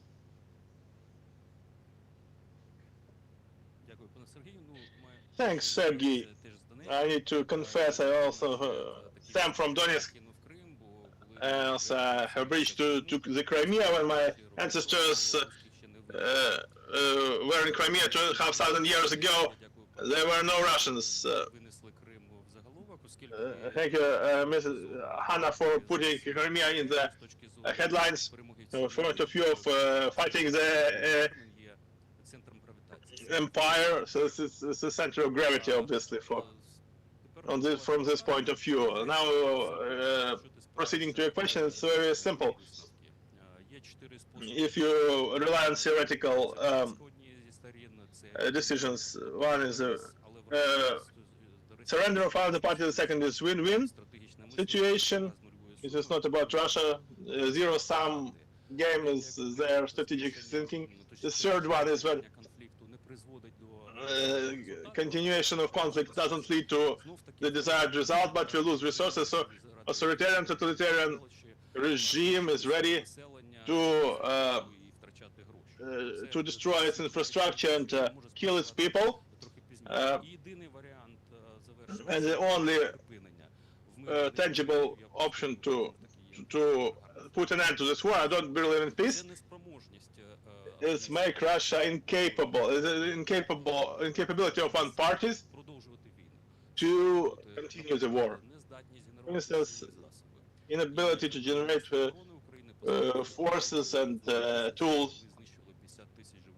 The Ministry of Defense now wants to kill 50,000 of manpower, personnel of the enemy. Then Putin will have the dilemma either to announce a general mobilization, then they have destroyed this consensus in Russian society. With unacceptable consequences. The second one is depleting their resource base. Our strikes on their oil refineries, tankers, and sanctions, the reinforcements on sanctions especially in the 20th package, so that there are no oil dollars going to Russia to continue this war. This is the key points. I believe the year 2026 may be decisive if we build up on strikes on Russian energy infrastructure. If we destroy 15% of the processing capacities of Russia, it would be painful for them. Putin will have to consider stopping warfare. I'm not speaking about peace, because there is Michael Howard's excellent formula. He formulated it extremely well in British. So peace is fair state of things between the states and procedures and mechanisms that allow to avoid conflict. Russia has never been a democracy. Sorry for people who believe that it can change very, very soon. It is why there will be a threat to themselves and their neighbors. So what mechanisms and institutions can be created with Russian Federation, which is a revisionist nation? Not like Brezhnev, who went for the captaincy agreement. What we can do to include Russia and avoid conflicts? This is impossible. That is why I'm thinking the paradigm that the year 2026 can be successful if we achieve our goals to destroy vehicles and resources. If partners are more on our side and care about their own security, it is why then we will have more deliverables, and this conflict phase duration will be reduced. So if we sum up, we need to hold on at least a day longer than our enemy. No, it's a little bit metaphoric, but we need to tell what we need to do. This is a key resource. What we can, that they didn't have national unity and armed forces and no allies, because we only had Germany, who lost in the First World War at that time, on our side. So what we need to pursue is reform in the defense and security sector. We hope for Mr. Fedorov to use the resources to best apply them to reinforce our ability to generate capacities with the capacities we have or are provided to us. This is the only way. If other partners do not change their strategies, how do we swap the situation in our favor? You mentioned our partners a couple of times. It's obvious that support of our partners is essential in this withstanding Russian imperialism and aggression. I want us to further address interaction with our partners. I have a question to Ms. Elena Halushka, co-founder of Ukrainian Center for Victory. Your center was founded to keep Ukraine on the track to victory, and to formulate what is victory for us. We need to formulate it for ourselves. If we don't formulate it for us, it will be done instead of us. So, Elena, I get the feeling that 22-23 there was actively discussed victory. Then the Ukrainian victory falls out of context in international agenda. Is about the peace, lasting peace, but is it about a victory? How can we bring back the discourse of our victory, that Russian imperialism needs to be conquered? If we conquer it, then it's a victory. What tools do we need to deploy to achieve it? Thank you very much. In fact, start of 2022, we were not only talking about the victory, but about the defeat. Our partners were very plain in sacrificing us, not even trying to help us survive and avoid this worst case scenario, the beginning of the full-scale invasion. That's why Ms. Hanna Hopko, Dar'ya Kaleniuk and Olga Azovska created the center of victory just to try to play it back, this narrative, to state that Ukraine is not only able to survive this war, but also to win this war. But the very first steps, we saw that attitude of our partners, Biden administration, it was attitude, we will stay with you as long as it takes. And what does it take? Actually, if you put a goal before yourself to help Ukraine win, this one set of tools and help and maybe even boots on the ground, wings in the air, etc. If the goal is to help survive, this is a very different story and a very different level of support and aid. So, but unfortunately, this approach towards managing the escalation, it prevailed, and we are where we are now. So now is a change of the world order instead of what we were used to, which was based on the rules, which is now based on the action of force. During this winter, Ukraine committed large-scale crime against humanity, a genocidal Russian policy. But what the media were writing about in the foreign countries in December, in November and December, they were focused on Greenland. That Mr. Trump was going to capture Greenland, and our European partners were only thinking about Greenland initiatives by Donald Trump, not how to help Ukrainians survive and not to get them frozen. They were not thinking about the reality when the first threat to trigger the alliance was not Russia, but the threat from the inside of the alliance.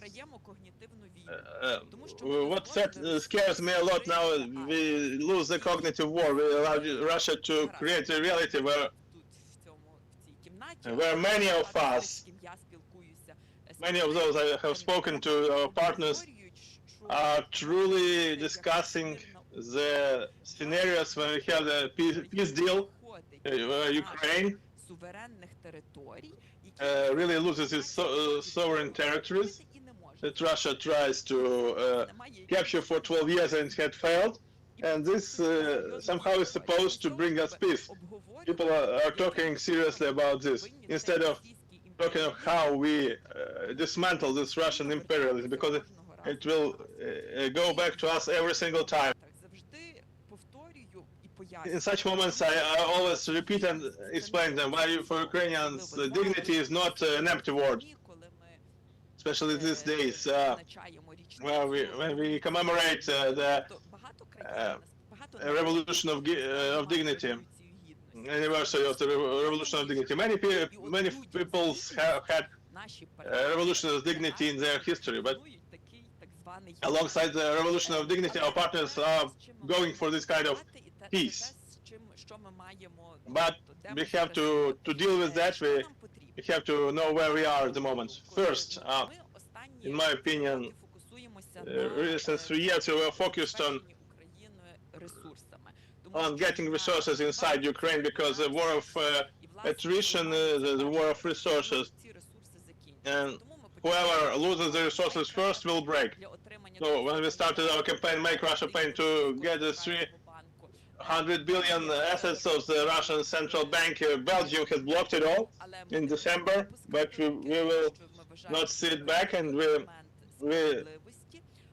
it's an important element of justice. But even this discussion that they had in the EU regarding use of Russian assets for Ukraine, it has helped unlock another big package of aid for Ukraine for 90 billion euro for 2 years. Whether it's enough, it's the cost of survival, it's not the cost of victory, but definitely it gives us some resilience and foundation for growing up and work with bilateral donors. So the Norwegian MPs will go to Germany next week. And there are other nations who appreciate understand the value of Ukraine's victory and understand the risks of Russia's victory. Which leads us to the second question, the work with the coalition across the willing, so you can spend your time on the countries that do not understand why Ukraine must win. We can work profoundly with those countries who have this understanding. Now, the second thing is more productively. I'm a person, I really think that we need both. But if you ask me, 24 hours a day, 7 days a week, I would focus on the second track because it's important, because we have a lot of unused potential. First, in terms of developing common defense companies, technologies, Lubov will be talking about this later. We have big competitive advantage that we have grown during the recent 4 years in this war, simply because we take part actively in it, and we are growing alongside Russia. Our partners are not growing because they are not present in this war. They refuse to send their troops, their boots on the ground. Maybe they will send them after ceasefire, and they miss on this opportunity to grow because they are strategic adversary in this war. Russia is growing, but still we can get some additional resources, and we can jointly develop the defense industry, because Europe understands they need to do this. They understand they will be funding this, but what kind of war will they be preparing for? This is a war of today or the war of the future, which would be the different kinds of war. Which is why I understand is that there are a lot of we are not asking for aid. We might already offer a lot to them, and they are interested in cooperation with us. Not less than we are interested in cooperation with them. And the last point, we discuss accelerated membership of Ukraine in the EU. I believe we need accelerated membership in the EU because, and I want to spoil my day, I just see the public opinion polls in Germany, France, and the UK. It's not EU, but they are my supporter.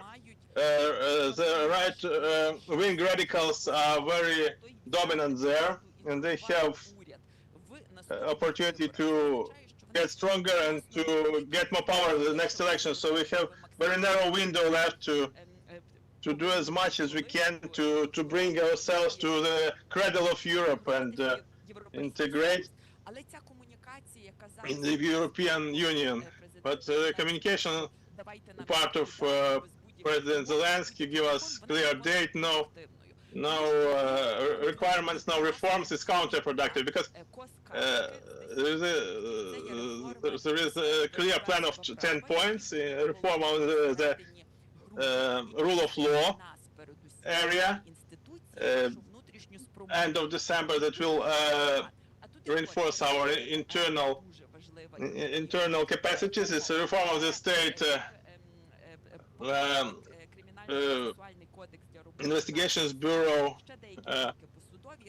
many steps in terms of reforming judicial system and other agencies. If we implemented those steps, would give us unique arguments to go to Berlin to persuade Mr. Merz that we need fast EU integration, that we work was implementing the Copenhagen criteria.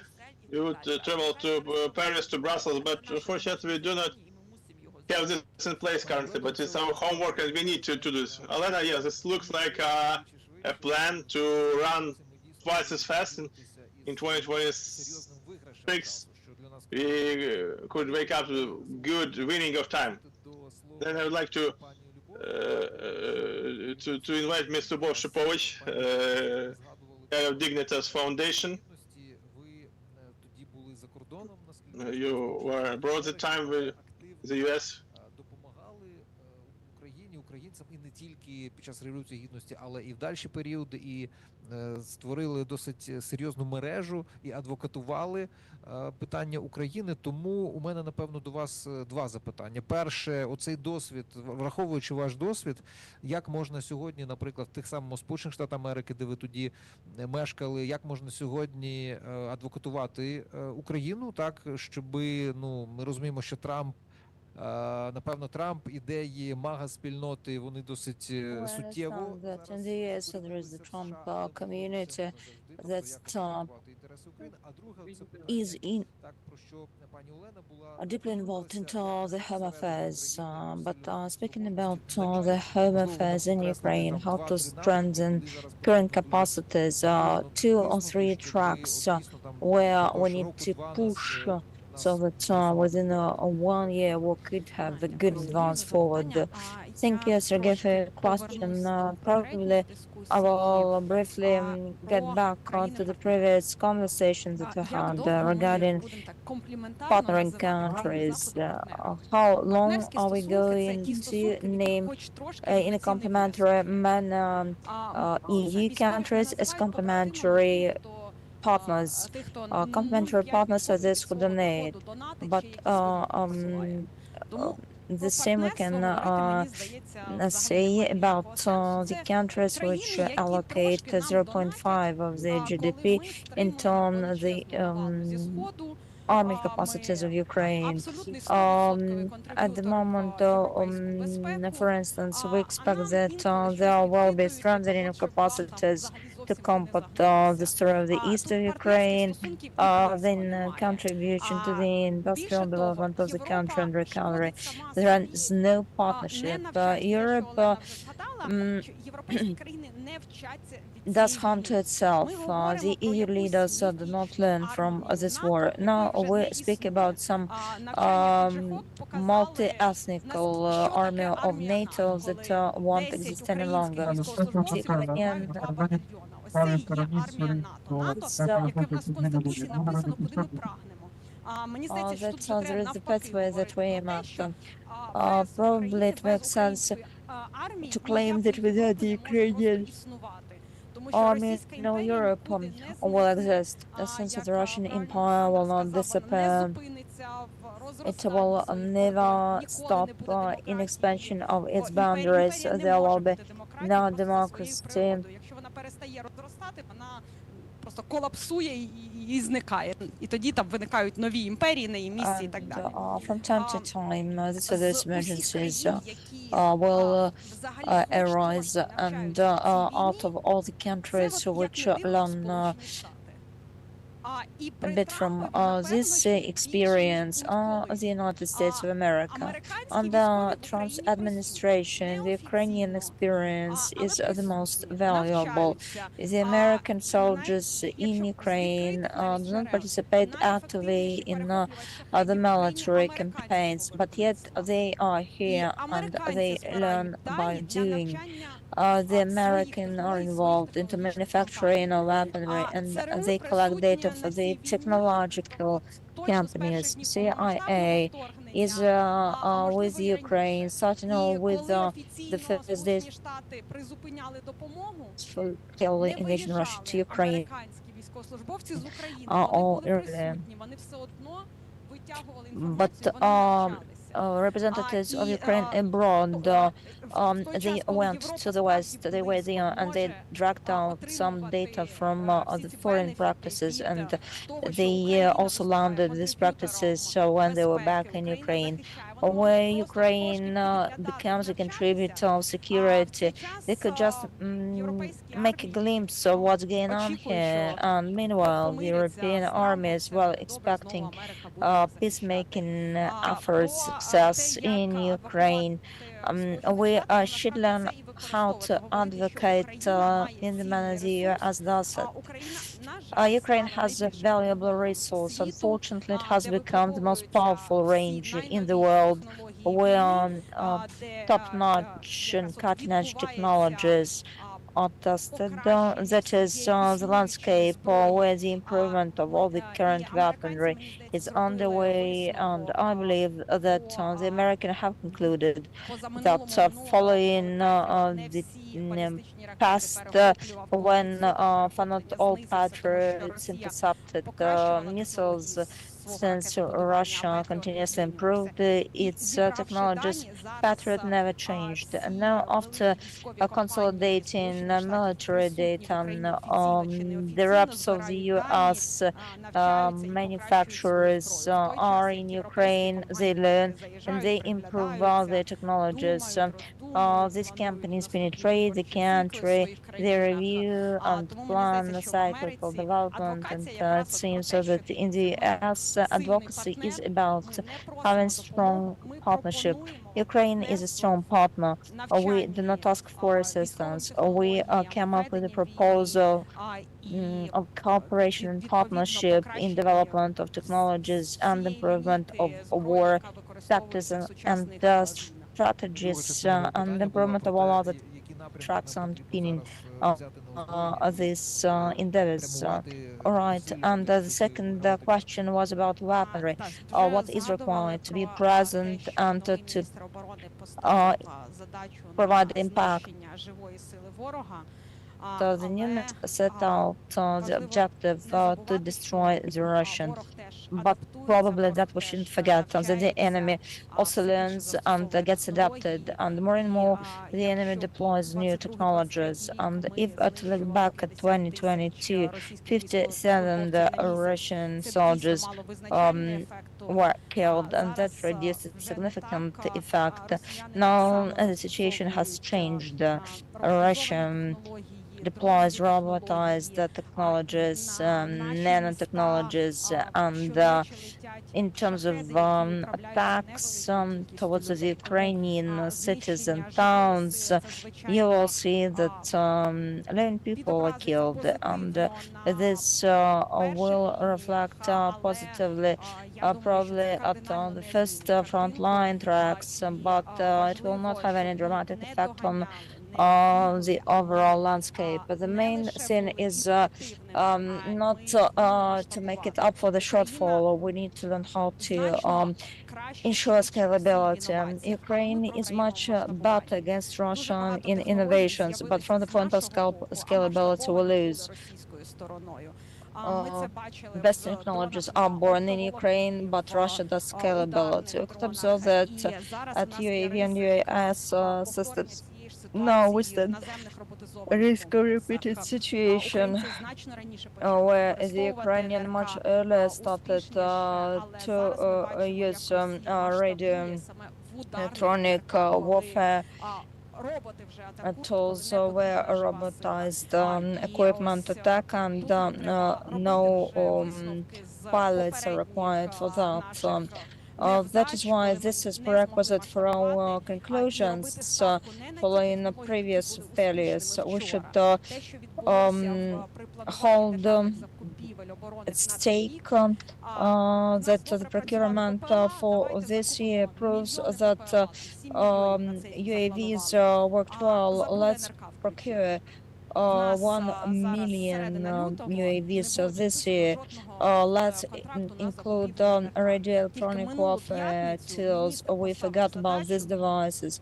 Only past Friday, the minister set out the objective to relocate capital and to ensure procurement of radio electronic warfare devices. Yesterday, we were successful with UAVs, and let's continue the same trend. But the reality is to change the current tendencies.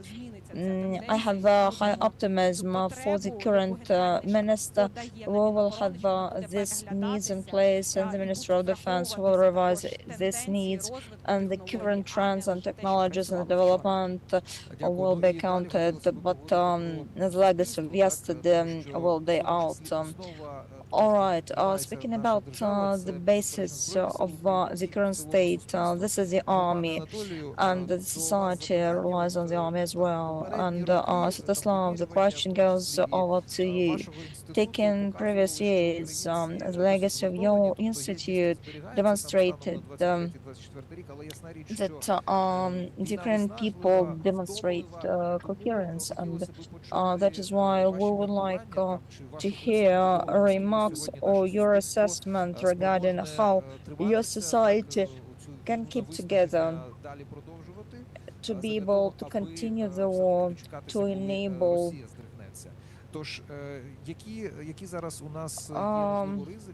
let's say the time when the Russia will be smashed. All right. What are the challenges for the current Ukraine? Thank you very much for your question. It will differ from what I wanted to deliver, but yet I will touch upon those deliverables which I wanted to suggest for an overview. Primarily, I wanted to say that probably it makes no sense to show a radical skepticism where the EU provides us with insufficient assistance. We can self-support by 60%. We yet govern the cities where cars drive around the cities and towns. It's very good what the EU does at the moment. But the second thing is that the problems we have are current, but they will not disappear tomorrow. And if we look at the next slide, it illustrates the target audience that we have here in the conference room. And once or twice per week when I go by underground, I can see a dozen of women and only 2 men. And now in the conference room, we have the majority of women and no men aged 18, 22 or 18. 24. That is all we have at present, and this story will repeat itself tomorrow, and the situation will get even worse in a couple of days or weeks. If to assess the current demographic pyramid, this is an obsolete pre-war scheme. I made an attempt to design the current scheme since it's very problematic, and if to examine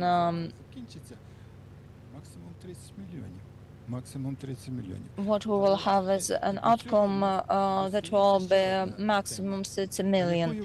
One more topic remains in place. What will Ukraine look like? This is approximately 338 square kilometers, while 380,000 square kilometers is the current territory. We will not stay as the largest EU countries. We will turn into a middle range EU country. Apart from that, you will see that along the border, along the territory covering 30 kilometers, there is no life at all. 100 kilometers, this is some specific economy, but it will have its peculiarities. So this means that we will have some minor territories for the development where the northern eastern borders are blocked. That is why we will receive a fragment of EU that will be in a deadlock. And now the question is how to survive the current situation. It appears quite problematic to me. So far, there is no clear visibility of what is to be done. There are some invisible trends, but they are in place yet.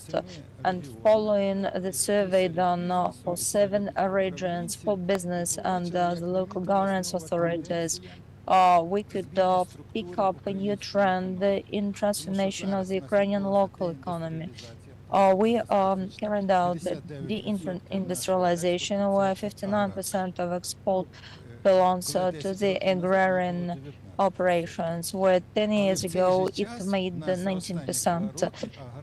Meanwhile, for the previous 2 years, the agrarian sector transforms into processing, and this is a very good achievement. New sectors of economy were inspired, and thanks to the budget allocations, we receive revenue due to the proceeds from the sectors. But the problem is deficit of manpower.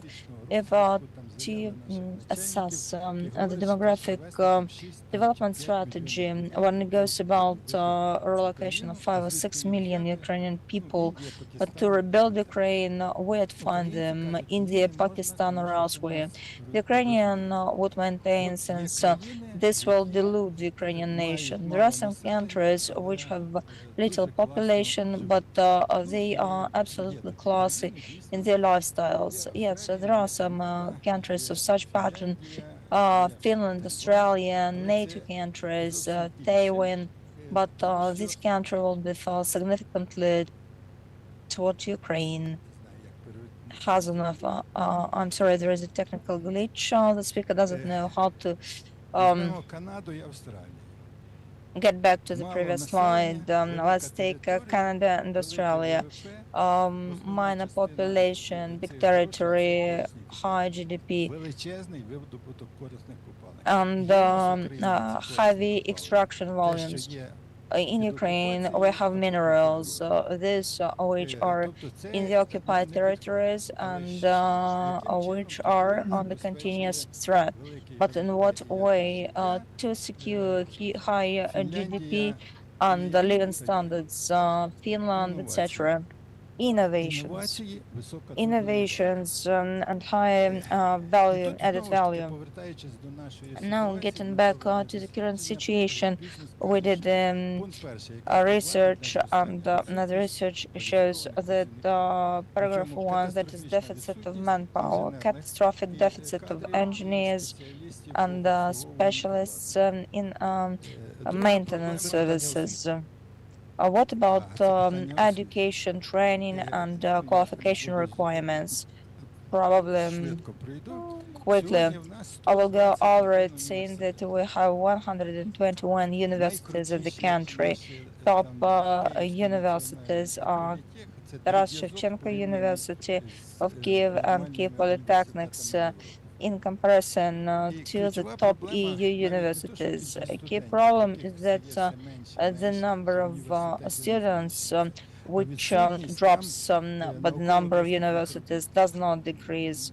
The deficit of R&D, laboratories, and other exploratory and investigative stuff diminishes. That is why we need to change approaches to universities and higher education, and we should say goodbye to transformations at universities all across the country, since obsolete universities have no right to live on. In each region, there should be a maximum 1 university that will constitute a school to enable operations of laboratory and other auxiliary institute. Speaking about modern schools, that is a very good thing. AI and new school probably have been good, might have been good 30 years ago, but we believe today that in big cities, partially AI legacy will remain in place, and new approaches to education, L&D operations provide us with an opportunity to augment the productivity. Since where productivity does not grow, we will not be able to accomplish how to involve people, how to ensure returnees inflow. That is about the security and high quality living standards. These are interesting domains. That's not something what I invented. These are key cornerstones for the country. And now we have illustrative indicators which show that the industrial hubs in big cities,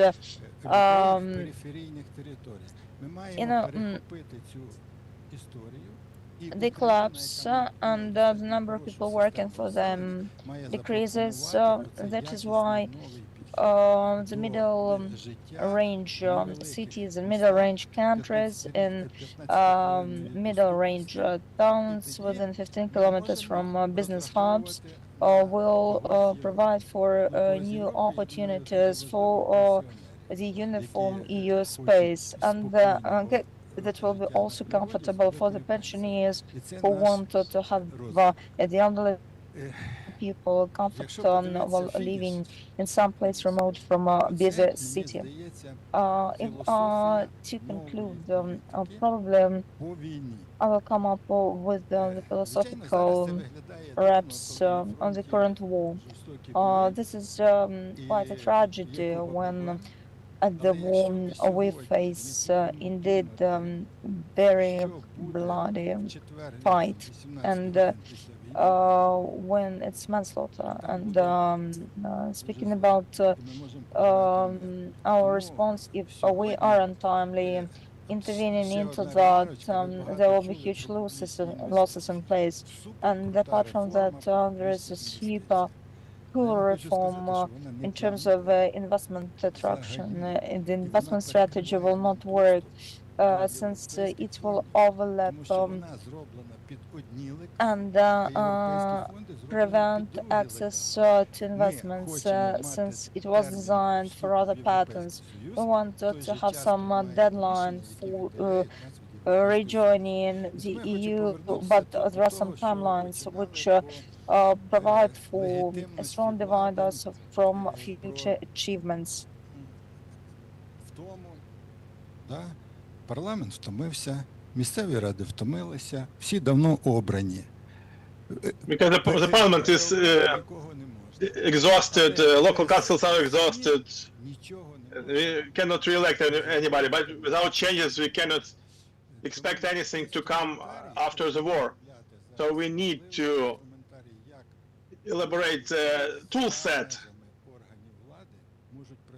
how the people from the outside of the government authorities to cooperate with the government authorities and to achieve the decisions that will be needed tomorrow. Anatoly, thank you very much. Very good viewpoints. It's a vision of the future after the war.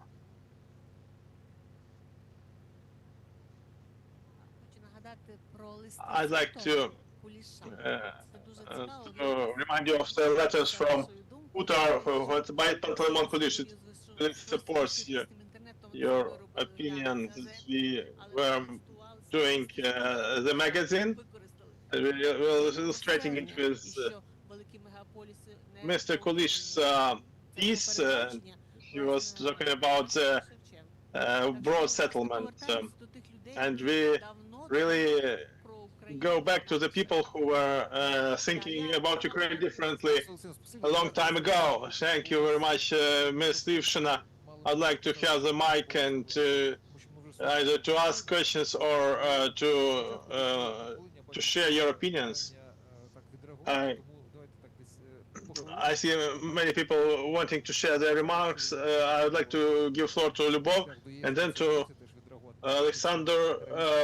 If you would like to speak about our road to the EU. Well, I'd like to comment about the human capital and the defense tech sector. In fact, I think everything is not that bad as it seems. It looks like what we had in the IT sector 15 to 20 years ago, when we had a boom of a sector and the businesses really maroonering, trying to deplete the market, buying back from each other the people, the qualified professionals. And in the Miltech we have something like the IT companies who were drawing the people out from each other, but they were not investing into growing these people up. In the IT sector, it changed when the salaries reached really very high figures. Medium software engineer was $4,000 to $5,000, which was sometimes more than salaries in New York.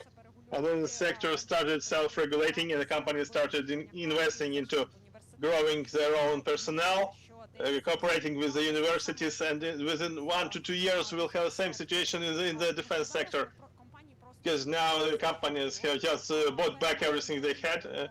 They are drawing people from each other, and the salaries reach $15,000 per month for software engineers. It will be like economically not viable to make the product involving engineers that cost so much. We have 5 to 6 companies now in the defense sector growing up recently, and they start cooperating with the universities, creating laboratories at Kyiv Polytechnic Institution, Shevchenko University, and Kyiv Mohyla Academy, and then the market will level up. It's not a catastrophe, it's a natural growth of the new market. Alexander, please, would you speak about our accelerated path towards the EU? Well, it's a philosophical answer to this question. I don't know whether European Union will exist within a couple of years. Not that I want it, but we see there are enemies of it, authoritarian regimes, and the United States who started political war against the EU. So the Europeans, to survive, they need to become the geopolitical factor to refuse the factors that slow them down and prevent them from occurring corporations like Google or Starlink in Europe. Some nations are already thinking about this, that the EU in its current form is ineffective and inviable, and there are a lot of challenges. But so far, inertially, we are moving towards the EU, and we don't have a choice. Actually, we may end up in the gray zone, and we'll either destroy ourselves or we'll be captured and seized. I'm not speaking about my hopes and aspirations. Of course, we need to go there. We have enemies in this on this path. I hope in Hungary in this summer, this spring, there will be power change. But Mr. Orban's competitor also is not a big fan of Ukraine joining the EU. Same thing about the NATO. We don't know whether it exists or not, because we don't know whether it would respond to any aggression. One person pointed to this in Munich. It is a silly thing to keep one of the strongest armies in the world outside NATO. But the question is whether NATO will survive its current size, where the migration threats are in southern European countries. The Spanish do not want to spend money on defense. Some of them really think that the war in Ukraine started because we were dragged into NATO. But of course, we have a chance to join NATO. And 2 points: if not for the war, nobody would give green light to Ukraine towards the EU. We would be like the outskirts of the political, economical environments. Only the war that pushed Europeans forward. With NATO, different situation because of the US. They do not see us there because the risks for them are higher than profits. If we speak about other structures, when they look not only at formal walls like Hungary, but the ability to wage war with Russia, our value will be higher, and then we will have place there. So I hope there will be transformation of both these organizations, the EU and the NATO, and Ukraine will have its rightful place there. Thank you, Vladimir. If you have a comment, please go ahead. But if not, I'd like to Ms. Ivshina to ask a question. A little comment here. Just was thinking to myself.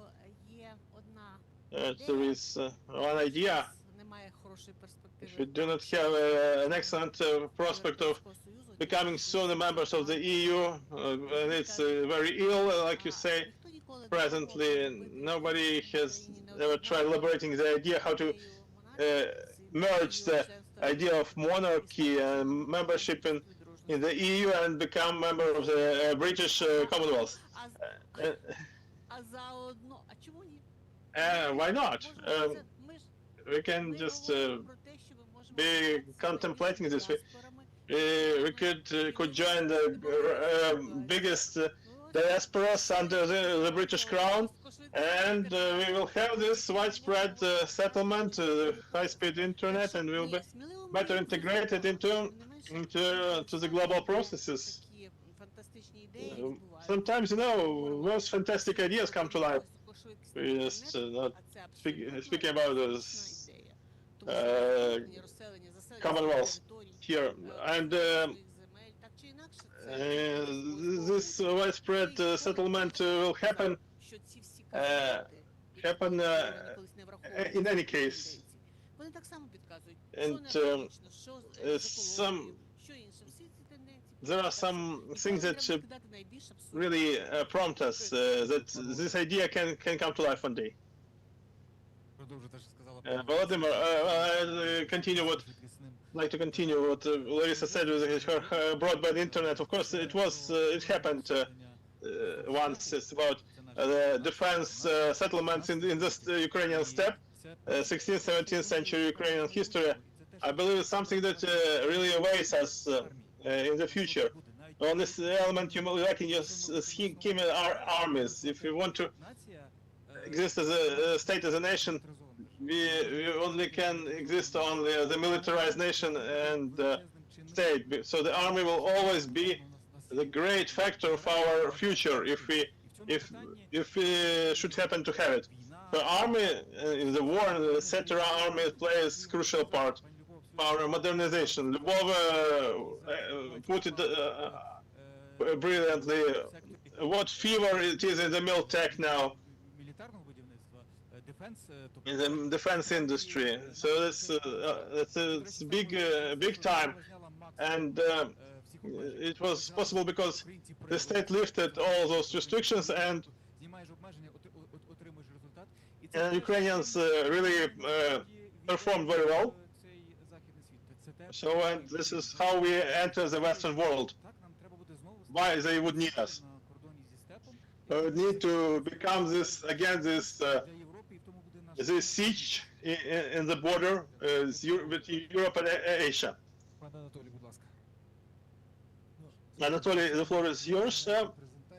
Of course, it's a tiny presentation. I was not able to express everything, but 1.5 years ago, I submitted to the General Chiefs of Staff, the Ministry of Defense, the concept of the total decentralized military training, but nobody even responded. No, I was writing a number of times about the 17th century. Families were sending their people to war. We find ourselves in the same state. The families are drawn into the war. I have really spent more than $1 million of my own hryvnias of my own money on this war. And many other families have have done so too. Let me say about monarchy a couple of words. That happened a long time ago in Denmark. And we had an ambassador. I don't remember her name. A very nice lady. We were sitting in the park, and she told me, "Look, this is a prince walking, a Prince Christian of Denmark. Let's get each other to know." And he was just walking with his dog. And I told him, "Christian, you need to learn Ukrainian." And he asked me why. I told him the Danish monarchy is the only in Europe, one in Europe to have 900 years of permanent rule, starting from Prince Volodymyr. So I told him, you have every chance of becoming the first Ukrainian monarch. That's what I wanted to say. But yeah, it's truly a serious story of ours. We would have loved the British crown a lot more than the servant of people party. This is kind of very interesting discussion. So Munich Security Conference, the Minister of Foreign Affairs of Norway came up to me and told me, Hanna, we were talking about culture of democracy since Kiev Rus times. So your minister, we visited Vitachev, the monument for our Viking who fought for Kiev Rus. Yeah, in Norway, we Ukrainian Cossacks who will be saving Ukraine from all these threats. So, Mr. Hara, please find, if you have time, please find my article called Requiem for Europe, how Europe becomes a predator. We can seem skeptical now, but the European Union, from the point of view of its stability and resilience, there are some issues to it. And they understand it, similar to the NATO. The problem is that in Ukraine we don't have the true institutions of strategic study who could really put forward all these items that we are now discussing. So if Putin attacks Europe and Portugal tells them, well, we are more occupied with the problem of illegal migration than our own defense and security, so it will be a different story. But again, one of the Minister of Defense of northern countries of Europe, he told me, I met Mr. Fedorov, he is a very cool guy, 50,000 personnel killed each month, etc. So we resume our assault actions in the battlefield. So why then you force Ukraine to this peace deal? With the ministry, we really work on recapturing our own territories, but we understand it's not just about 50,000 personnel killed daily, but we need to finish Russian economy. Well, he told me, well, you need to decide whether you need to support this peace deal. I told him, but you need to decide when to finish Russia, or whether to do it or not. So this is a strategic question. So in the 8th Assembly, the Verkhovna Rada, we really upheld the course towards the EU and the NATO. And this Greenland crisis showed a minimum 5 microtrends, which are obvious: a crisis of trust, crisis of global security alliances, etc. In this context, for Ukraine, it's very crucial to understand that this is a question of our survival. So, these processes need not affect us dramatically. So our dependence on the US doesn't need to reach the level that we need to make really advances to them. And at some point, our advances to America will become crucial to our statehood. So the more you give in to Trump, the closer you are to the catastrophe and losing the statehood. So where is the limit, the point when the cost of US support equals to losing everything? So this to think how we can accelerate some processes and why it's important. I want Lubov also to support me. It's very often the Maidan showcased it. So we have a concept for the resilience of citizens towards the state of thankfulness. So many people have really gave a lot of money to support their relatives fighting in the war. So when we transit from the separate citizens defending the state to the state when they have all the services and agencies working properly, who do their job appropriately. When when we really reach these institutional capacities, we have example of the initiatives. Some people train Ukrainians to take down the Shahed FPV, the Shahed drones. The total defense is also on the table, but there's a lack of honest conversation with the Ukrainians. We have these geopolitical capacities, resources, and scenarios. The correct stance would prepare us to stand strong a year or two ahead and really make our partners bring Russia down, not put pressure on us. So some actions of the government really are not about PR, not a public policy. So are not persuading people to. Well, you are like feeling cold here, but we have autonomous heaters in our buses in the fields. The idea of the local community defense forces, it was 2022. They assumed the role, it was territorial defense forces, but with a full-scale invasion, the concept of territorial defense changed, and they were actually linked with Ukrainian defense forces, but they were very often really reporting to the infantry, and they didn't perform the functions they were supposed to perform. In 2022, there were local community defense forces. There were the volunteers and people who were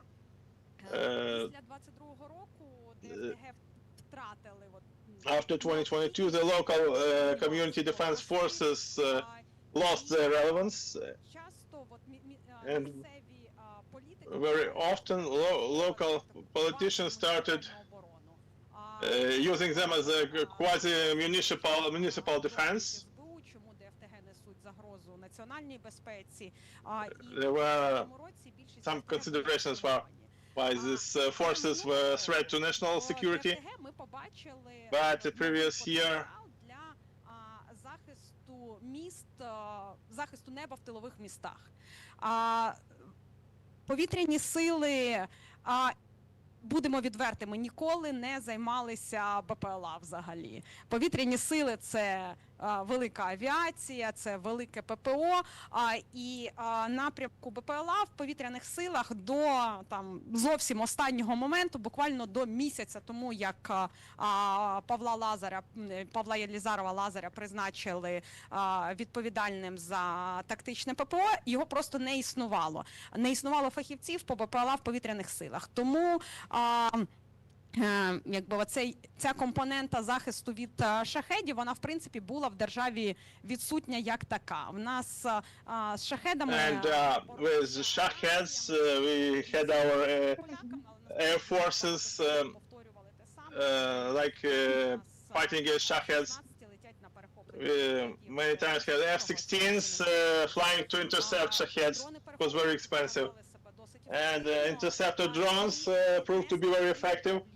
They are not very difficult to pilot. Almost everyone can do this. So we understood that the local community defense forces is a very viable mechanism to engage the civilians to defend cities. Any person can join local community defense forces. Females, young people, people over 60 years. Those people are not mobilized. They are civilians who only just patrol. З Києва на Краматорськ чи на Одесу, тобто ви залишаєтеся жити в своїх громадах здійснювати чергування. А в різних ДФТГ різні правила, але там переважно вимога 3-5 ночей на місяць. Що, в принципі, там, мені здається, що майже кожна людина, яка працює, може собі дозволити бути залученою. Each working person can allow itself to involve. In fact, this is very interesting. This is much more interesting than to stay home at night and have fear that Shahid will attack you, where you are just helpless. You stay home and that